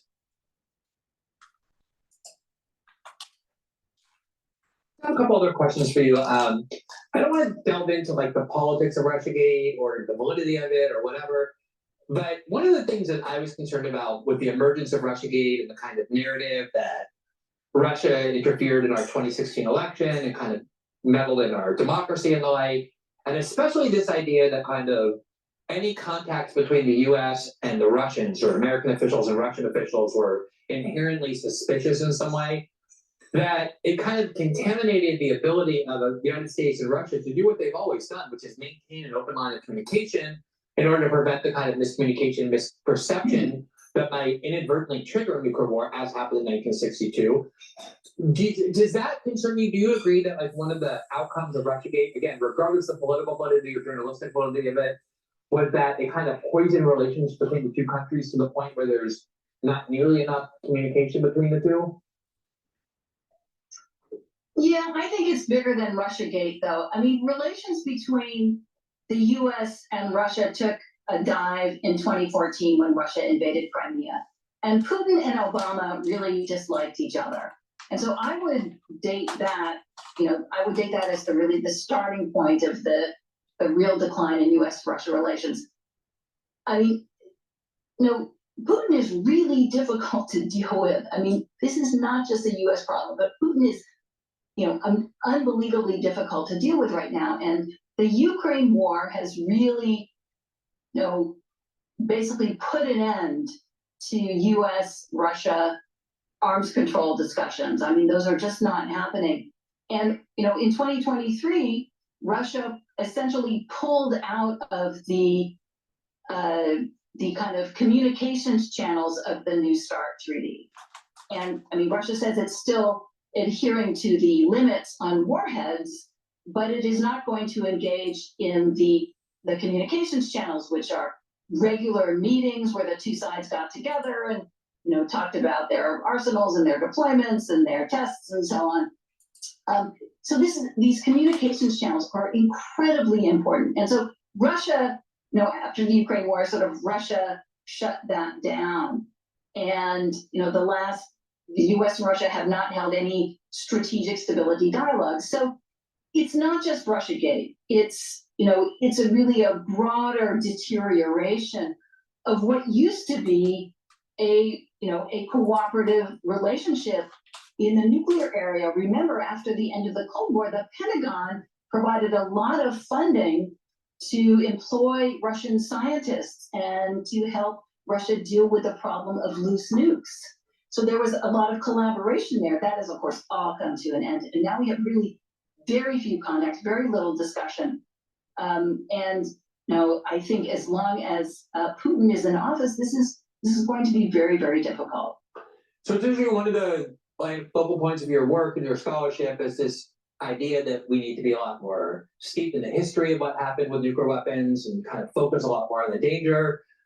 And there was this massive, gigantic film about, the Manhattan Project and the like, Oppenheimer, which I would bet educated people, not necessarily well or poorly, but just, my guess is that people, in 80% or 90% of people who know about the Manhattan Project know it because of that film. Their understanding of the development of nuclear weapons and the reason they were used come from that film. As a scholar in this field, did you consider that film like reasonably accurate, and do you think its gigantic success was helpful in the cause of having people think more constructively about this problem? Yes, I do think it was a good film, and I think it was reasonably accurate in the, in terms of the historical figures, the characters, the people in the movie. I mean, there were aspects of Oppenheimer's personal life, maybe, that were played up a bit for the romantic drama part, but in terms of the physics, the science, and the politics, it was largely accurate. So I think that movie was an excellent way to educate the public. I'm glad it got a lot of attention. I'm glad a lot of people saw it, and I hope more people will see it. But we need more of that kind of thing. All right, last question. I've heard Donald Trump many times say, while he was in office and since, he's sort of, a figure who just like blurts things out that other people wouldn't. Before we go to him bashing Trump, please go to my store, the-studio-reykjavik.com, and get the lozenges and the drops. I have blueberry drops in a 100 count. I have elderberry zinc lozenges in a 21 count. And I have a honey and lemon drops in a 100 count. You should stock up. The cold season's coming in the United States. The moment you have an irritation in your throat, you want to get some drops or lozenges and get those secretions, so you're neutralizing the pathogens and you're maintaining a mucosal barrier. You're reducing the chances of getting a cold or something even worse. So it's really important to just have this stuff ready at your household. Get a couple bags or 3-4 bags, depending on the size of your household, just so you are ready for the cold season. There is an uptick in some of the pathogens that cause the common cold, all right? And it's important to neutralize early. Why? People would go, well, what, it's just a common cold or the flu or whatever, right? Well, the reason is that it takes about a week to heal, but it takes about a week to get over an infection, bacterial or viral or whatever, all right? Typically, if you're healthy. But at the cellular level, it takes weeks. And if you have a prolonged cough, it takes even longer to heal, to remodel the damage. And if it's really bad, you may actually get fibrosis from it and scarring. But the thing is that it's important to attack it right away. All right. And a lot of people that don't follow kind of this like anti-aging, boost up your immune system protocol, they get sick about 2 or 3 times a year. All right. The ones that are not following my advice. And when they get sick 3 times a year by not following my advice, you're taking almost from the time you are getting sick to actually healing from that infection fully is about 4 weeks, sometimes 5 weeks, depending on the severity of it. Even if it's minor, it's 4 weeks to actually heal the cells and bring down that inflammation, all right? So if you're getting sick 2 or 3 times a year, your body is fighting for 3 months of the year. That's 1/4 of the year. And that's happening year after year after year. Now, do you understand why it's so important to follow the protocol? Because you are cutting at the pass and you're reducing the amount of inflammatory days that your body is in. When you do that, you age slower. People that are chronically sick, they age faster. Why? Because you're constantly inflamed. So this is the reason I keep on telling everybody, follow my protocol and you will age slower by neutralizing pathogens, bringing down the pro-inflammatory cytokines, and bringing down the reactive oxygen species load by taking strong antioxidants. Very simple. You got a lot of people out there that just don't listen. Just don't listen. So please go to my store and get a couple bags of this. Be ready. Attack it right away. So you don't have to be waiting 3 or 4 weeks for your body to remodel, even with a minor infection. Now, it's even worse if it's a chronic infection. With chronic infections, it may take 6 months to actually remodel, depending on what is happening and what kind of damage is taking place. It's just like people need to wake up. But, you know, when you're talking to, you know, when you have a society, that has average or below average intelligence, a lot of mistakes happen, and it doesn't have to be that way. All you got to do is train yourself. Train yourself to improve your intelligence. Train yourself to get a better body. You know, stop being the American schlump, and that way you actually, you know, are a productive citizen. Please go to my store, the-studio-reykjavik.com, and get the structural nanosilver soaps. I have very high quality soaps in different varieties. So go to the store and neutralize those pathogens. Turmeric, really important to bring down inflammation, and it's also an antioxidant. You couple that with ashwagandha that controls blood glucose levels, and it'll bring down that inflammatory response cardiovascularly. This is really important to keep that inflammation down. When you keep that inflammation down, your body is healing, your immune system is boosted up, and you slow down the aging process because you aren't chronically inflamed. Real simple concept. Real simple concept. Vitamin D3, gene expression cofactor, helps to get rid of cells that have been infected through apoptosis, right? D3 helps cells to go into apoptosis if they're infected. Really important during the cold season. Really important during the 2020 crisis. In addition, this will help to absorb calcium. So please go to the store and get the vitamin D3. There are an awful lot of people that don't understand, you know, the benefits of taking vitamin D3 on a regular basis. And I just told you why you should be doing it. Clarity factor, very important to get rid of that brain fog and get those neurons firing consistently throughout the workday, while you're studying, you know, while you're in school, even if you're retired. It's important to keep those neurons firing, right? And they'll have strong neuroplasticity. That means that you'll think faster and you will have better memory, and you're slowing down the neurodegenerative aspects of aging. So please go to the store and get the clarity factor and get those neurons firing. Vitamin C, very important to prevent scurvy, and it helps with your skin. It'll help to improve your skin, and it boosts up your immune system. If you're not feeling well, take a double dose of this. Lignans, extremely important to improve your immune system. It's a powder. You mix it with food or with water or a smoothie or whatever.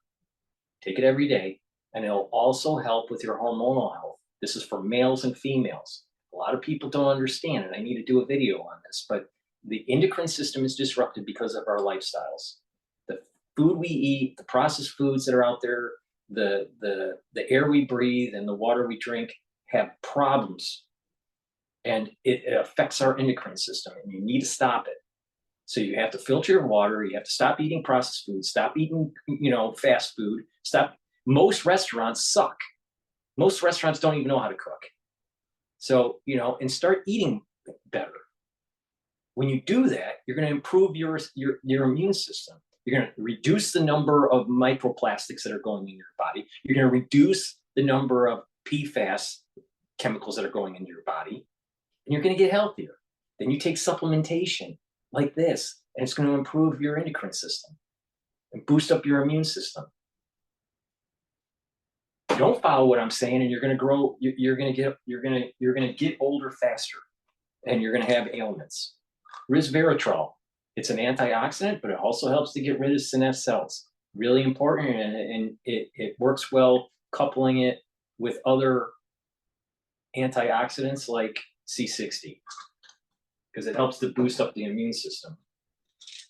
Probiotics, really important to be taking. I have a powder form and also a veggie cap form. This one's the veggie cap form. You take it every day, it improves your gut biome, allows you to absorb nutrients better metabolism, reduces, by having a good gut biome, you're going to reduce inflammation in your gut. That's going to help boost up your immune system. You're going to get better communication between your gut and your liver and your gut and your brain. You're going to have better mood. So please go to my store and get the probiotics that I offer. It's either in veggie cap or I also have a powdered version. Some people prefer the powdered version and just mix it with their food, which is what I do. And other people prefer to take the veggie caps. So go to my store and get the probiotic.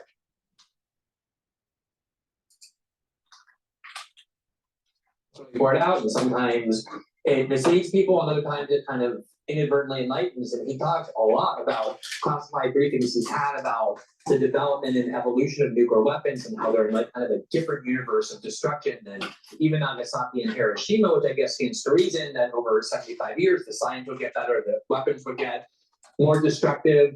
And he talks about it with what I think is a sort of fear. Like it's hard to read him when he's authentic or theatrical, but it seems like the fear is real in the sense that he saw things in these classified briefings that really alarmed him about what these weapons can do.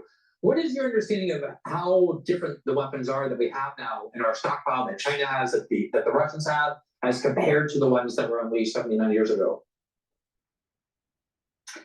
Well, so many weapons are much smaller than the biggest weapons we ever had. I mean, the peak of the arms race was in the late 1970s, early 1980s. And we in the 1950s we had these. With all due respect, Professor Tannenwald, it's not just the yield; it's also the speed. Things are developing in hypersonic, supersonic.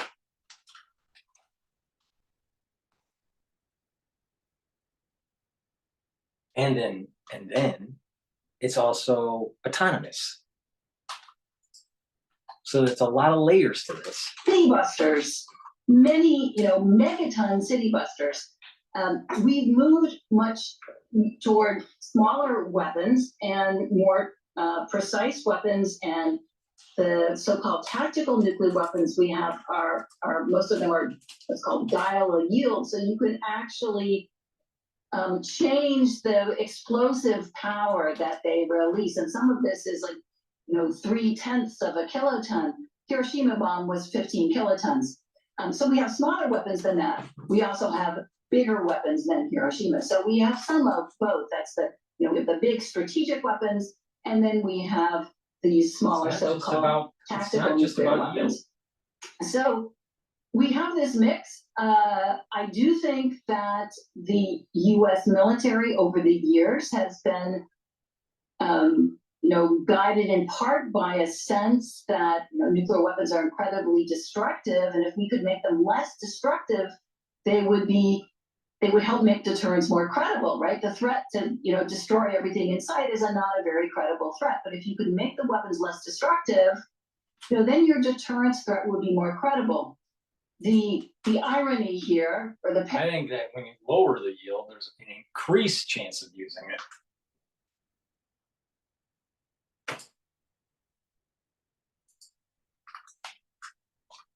Paradox here is that if you make your weapons less destructive, then they become more usable, and then you're more likely to reach for them, and that would violate the nuclear taboo, and this sort of non-use norm. So there are these ethical trade-offs that make it difficult. Do you want city busters because you'll never use them, or do you want weapons that are more credible but then makes it more likely you'll use them, easier to reach for? So that's the issue.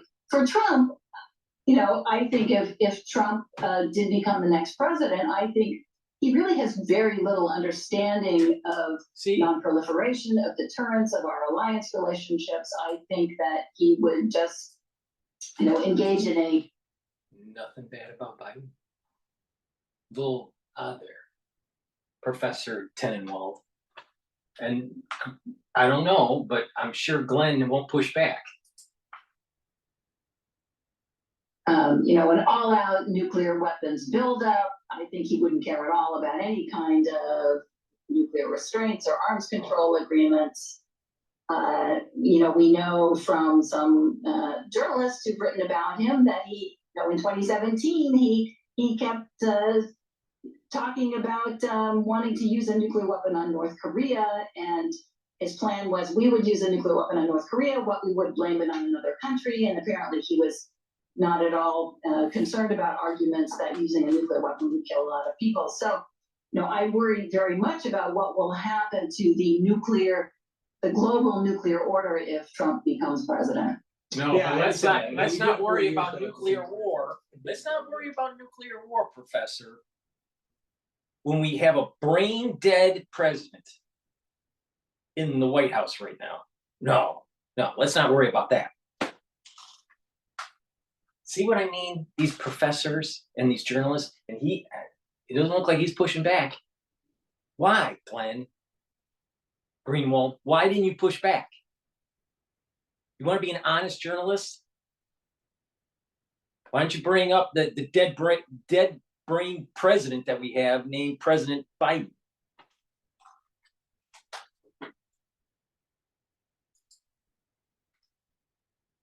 And I think we can take a look at that as well. Well, I'm so glad you came on. I think this issue is of immense importance. It's also a fascinating topic, as you said. He dropped the ball on this about usability and destructiveness, and you mentioned this phrase, "the nuclear taboo," in your last answer, which happens to be the title of your book, which I really enjoyed, and encourage everybody to read it. Kind of delve into this history, not only of why nuclear weapons haven't been used in the last 79 years since we dropped them on Japan, but also why some of those deterrent factors might be eroding. And I really appreciate your coming and on our show, taking time to talk to us about it on this anniversary of the first use of nuclear weapons.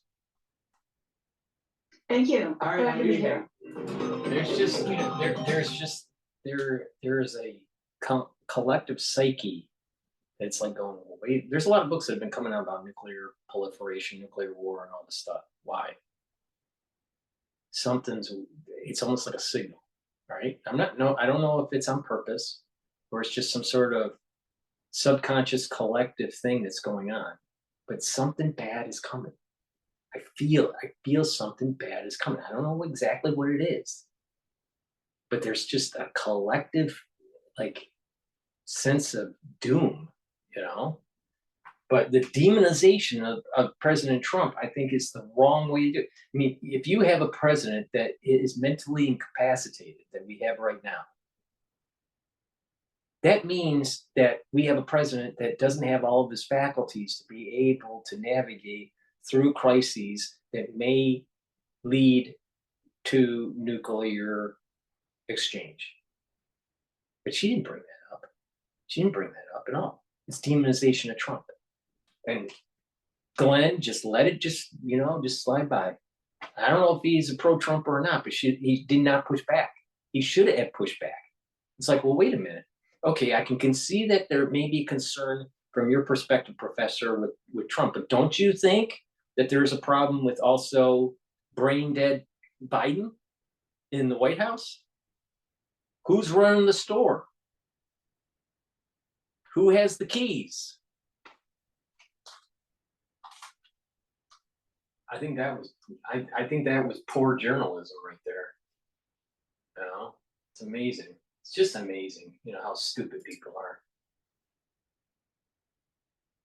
All right, I want to play one more thing. Let's see, maybe.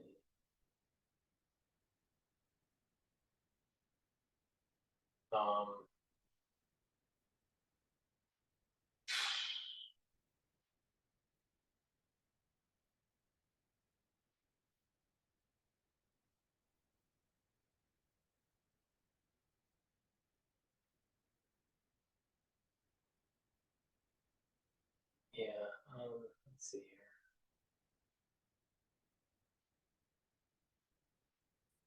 Trying to find what's going on in the news here. All right, I want to drop into Fox News for a sec here. Trump comes to So we easily beat crooked Joe Biden, the worst president in the history of our country. And he's the worst because of his policy and other reasons, but because of policy. And now they decided they don't want to go with him, so they say.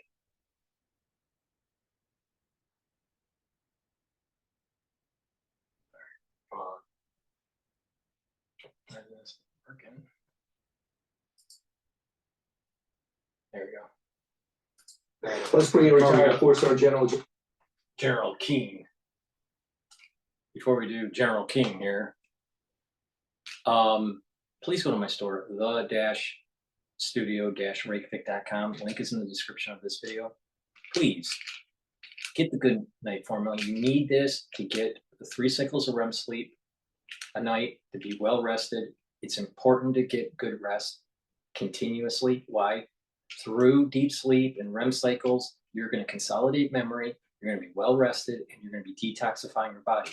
When you have chronic lack of sleep, what happens is toxins start to build up and you're increasing your chances of disease, like cardiovascular disease and dementia and forgetfulness and lack of energy and all this stuff, and it just compounds. So it's really important to get a good night's sleep. So please go to my store, the-studio-reykjavik.com, and get the Good Night Formula. Magnesium and zinc to help boost up your immune system. Take it every day. If you're not feeling well during the cold season, take a double dose of it. Olive leaf extract, a new product on my store, important for you to take every day. It helps to boost up your immune system, and it helps to improve your cardiovascular system. How does it work? It brings down inflammation, so it's helping with the immune system, but it's also bringing down inflammation in the vascular system that helps with the cardiovascular system. In addition, it brings down LDL and raises HDL levels, so it's helping with your lipid profile. This is a dual product. It's really important to take every day, so take the olive leaf extract, very high quality product. Vitamin B complex, very important for your mitochondrial health and also cellular metabolism. You need really healthy mitochondria to build up all that BTP you need. That helps with your immune system, and it also helps with your brain. People don't realize your neurons have a lot of mitochondria to create these neurotransmitters and to shoot them off, all right? So you need healthy mitochondria in your body, especially in your brain. So go to the store and get the vitamin B complex to get proper cellular metabolism and to improve your mitochondrial health. In general, I thought by now we'd be talking about the retaliation of Iran and/or Hezbollah. Why haven't we? Well, first of all, they took about 2 weeks the last time, and they're doing much the same this time. And I think Netanyahu is really inside the head now of the Iranian leadership. I mean, when he killed Hamas's political chief, that was one thing. The location of it was actually more important, because the location was in a high security area in the general vicinity of where many of the elite leaders of Iran have taken up residence. That means this is their primary security zone area by the security services. And Netanyahu penetrated that. And he had to have help to do that, likely from an Iranian resistance group. That message has been sent to the leaders. And what Netanyahu is saying, you come in here and you hurt my civilian population here, I'm going to come back for you. And that has got to be inside their head. And what he's doing in Gaza, he's got his foot on the gas pedal here. He is telling Hamas, Hezbollah, and the Iranian leadership that I'm going to finish this on my terms. And he is completely committed to it. I wish the administration was as committed as he is to the end state of this war. He knows he's got to finish off these thousands of fighters. If he leaves them in place as a result of a permanent ceasefire, Hamas wins and they just bide their time before they reattack. Exactly, and that is that is exactly what happened with these other conflicts throughout 2006, 2000, I think it was 8 and 9, 2016. They just kicked the can down the road. They can't do that. Now, are there crimes against humanity? Are there war crimes being committed by the IDF? In certain cases, yes. Is it systemic? No. Are there crimes being committed, war crimes being committed by Hamas? Yes. Is it systemic? Probably not. You know, like I did a video saying how wrong the IDF, the military in Israel, the military defense force, the Israeli military defense force, the IDF was wrong with how they treated some of their prisoners. It wasn't all their prisoners, and it wasn't all of their prison camps. The question is, how systemic is it, and how far up the chain of command did it go? We don't know. But these soldiers that did these things were wrong. They're war crimes. They need to be held accountable. And if found guilty, they should be shot. Their life should end. That's the idea. You know, the ones that cause these war crimes, they should be eliminated. But that's on both sides.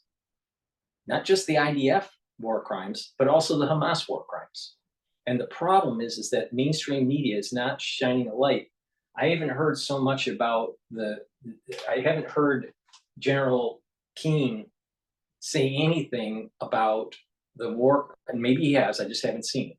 But you know, I haven't seen him say anything about the war crimes by the IDF with this camp, right? What happened was wrong, but we did something very similar during the war in Afghanistan and Iraq with Abu Ghraib.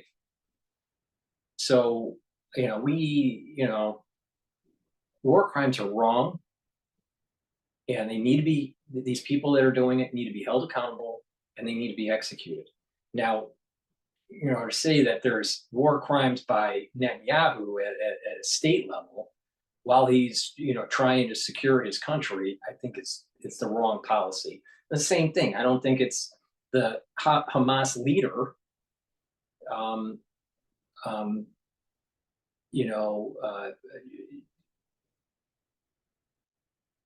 being charged by the ICC or ICJ or whatever it's called, IJC, for war crimes, because he's at a state level. But did some of the Hamas soldiers do war crimes? Of course they have. Same thing, IDF soldiers are doing some war crimes too. And those types of war crimes need to be held. These things have to be held accountable, and through some sort of court of justice, you know, if found guilty, they need to be executed. But that's on both sides. To say that it's only happening, war crimes are only happening by the Israeli side is wrong. It's also happening by the Hamas side.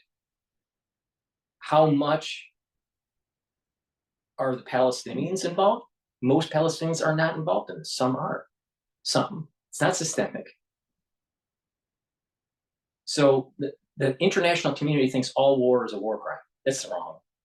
And that, you know, the one that's, you know, causing the most damage must be the war criminal. That's their mentality, you know. But that's my take on it. You can disagree with me, you know, or not. It doesn't really matter. But the thing is that there were war crimes done by certain IDF soldiers at certain prison camps, and that was wrong. And there needs to be an investigation, and these individuals need to be held accountable.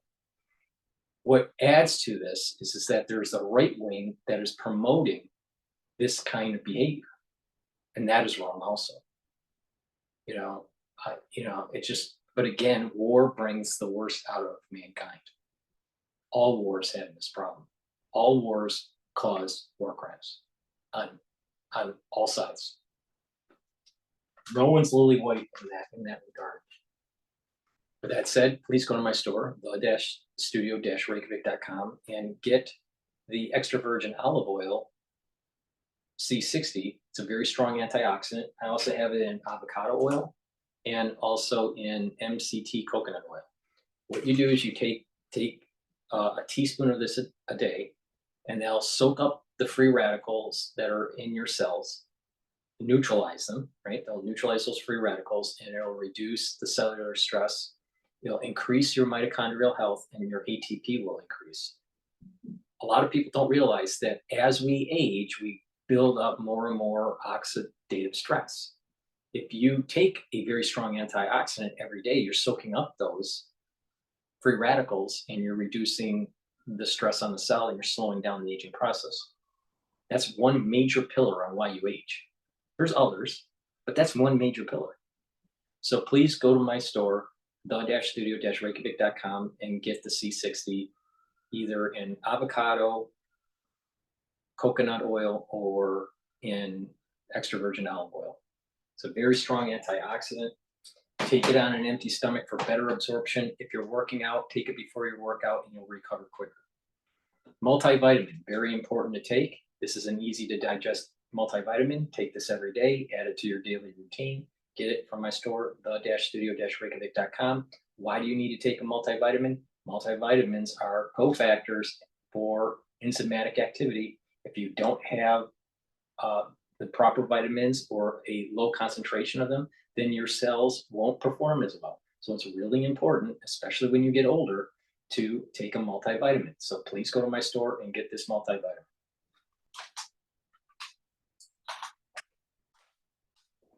Just arrived right there in the Middle East. What's that symbolic of? And number two is, are we ever going to answer for the attack at our base in Iraq?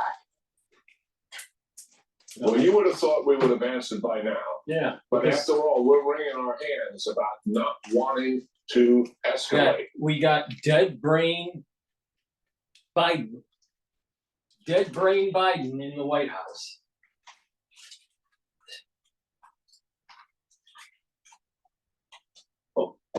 Did they escalate? Of course they did.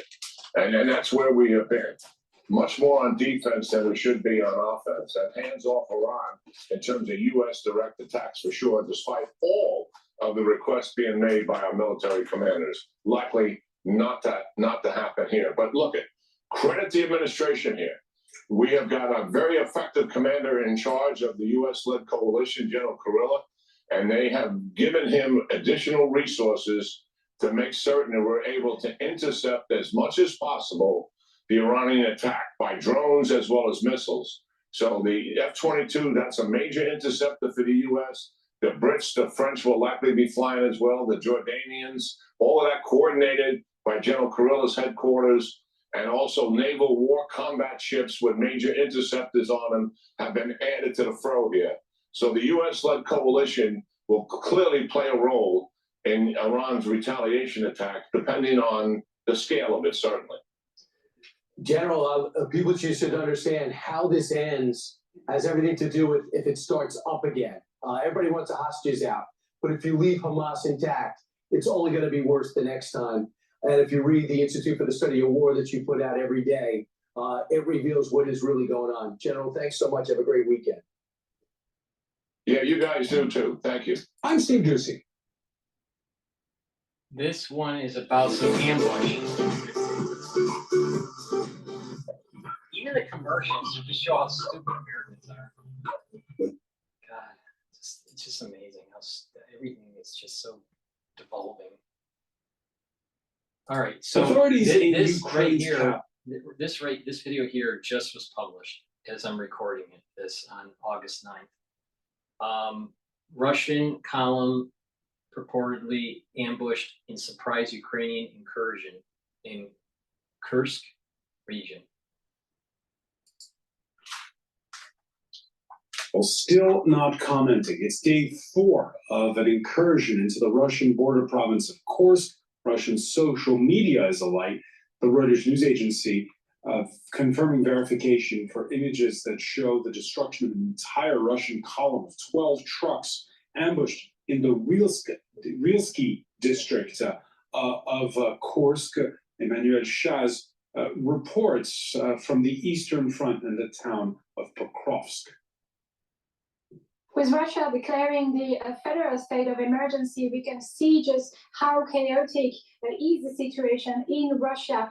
We know that fighting continues in Kursk region from the Russian side, on Russian television channels, on information channels also, and on social media. Here in Ukraine, there's still operational silence. There's no information filtrating on the fighting itself. We had comments earlier from the advisor to the presidency, Mikhailo Podolyak, talking about the end of impunity for Russia with this war coming back to its own territory. And Volodymyr Zelensky was mentioning Russia that, according to him, needed to feel what it was doing to Ukraine.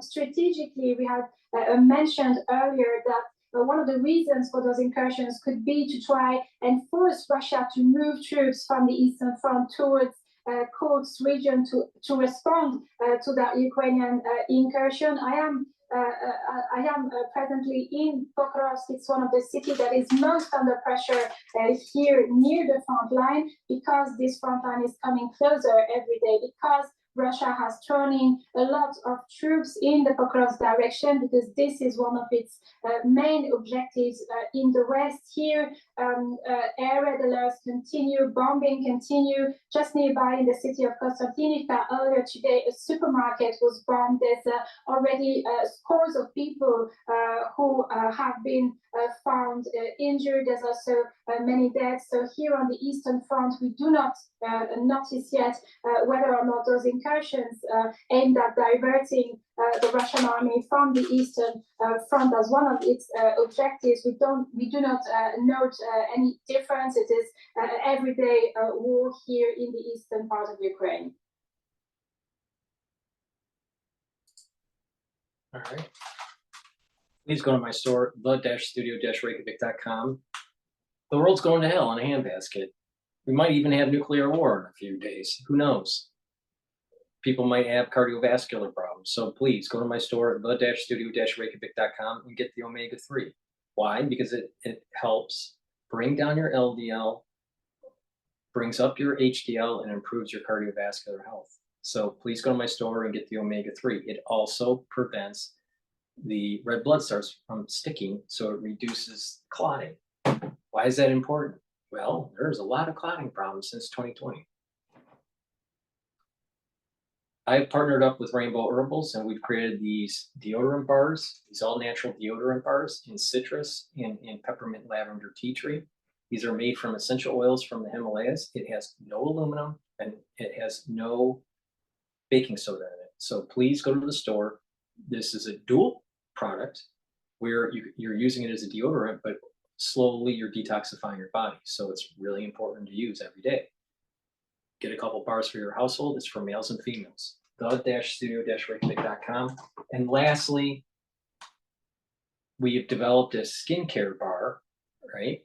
And it's called the Even Better Bar, also made from essential oils from the Himalayas. You're going to put this bar on your skin every day or every third day, whatever, and you'll notice that your skin is softer and smoother. It has a little bit of a glow to it. In addition, you can use it as a wound care. You can put it on a wound or an abrasion, minor burn, and it'll heal quicker. You can also put it on acne. You'll also see some relief from eczema and psoriasis. So rub it on there. If you have a bug bite, that itching, and you want to stop the itching, put it on the bug bite, and it'll stop the itching. If you have a muscle pain, rub it on the muscle. And you'll notice in 30 to 60 seconds that the pain is radically diminished or completely eliminated, depending on the severity of the pain. It's a very high quality bar. So please go to my store, the-studio-reykjavik.com, and get this everything bar, or Even Better Bar. And this Even Better Bar should be in your medicine cabinet, just ready to go, especially if you have kids, because they're always nicking their legs or getting bug bites or whatever. And, you know, if you want it as a skincare, it's a very high quality skincare bar. So please go to the store, the-studio-reykjavik.com, and use it as a utility bar or an anti-aging skincare routine for you. Thank you for listening to the broadcast here. Please share the links. Please ask your social media to follow me. I greatly appreciate it. I have 4 YouTube channels. Links are in the description. I also have Brighteon, Bitchute, and Rumble. Please follow me on all 7 channels. That way you get some sort of notification somehow, some way. You can also follow me on X and GETTR to make sure you get notifications on my work. I have some unique perspectives that I think are important for you to learn. In addition, if you follow what I've been doing for decades about improving your health, then you're going to be able to benefit from the knowledge that I have to slow down the aging process, to boost up your immune system, and for you to have more vitality. Please go to my store, the-studio-reykjavik.com. Thank you for listening, and have a nice day.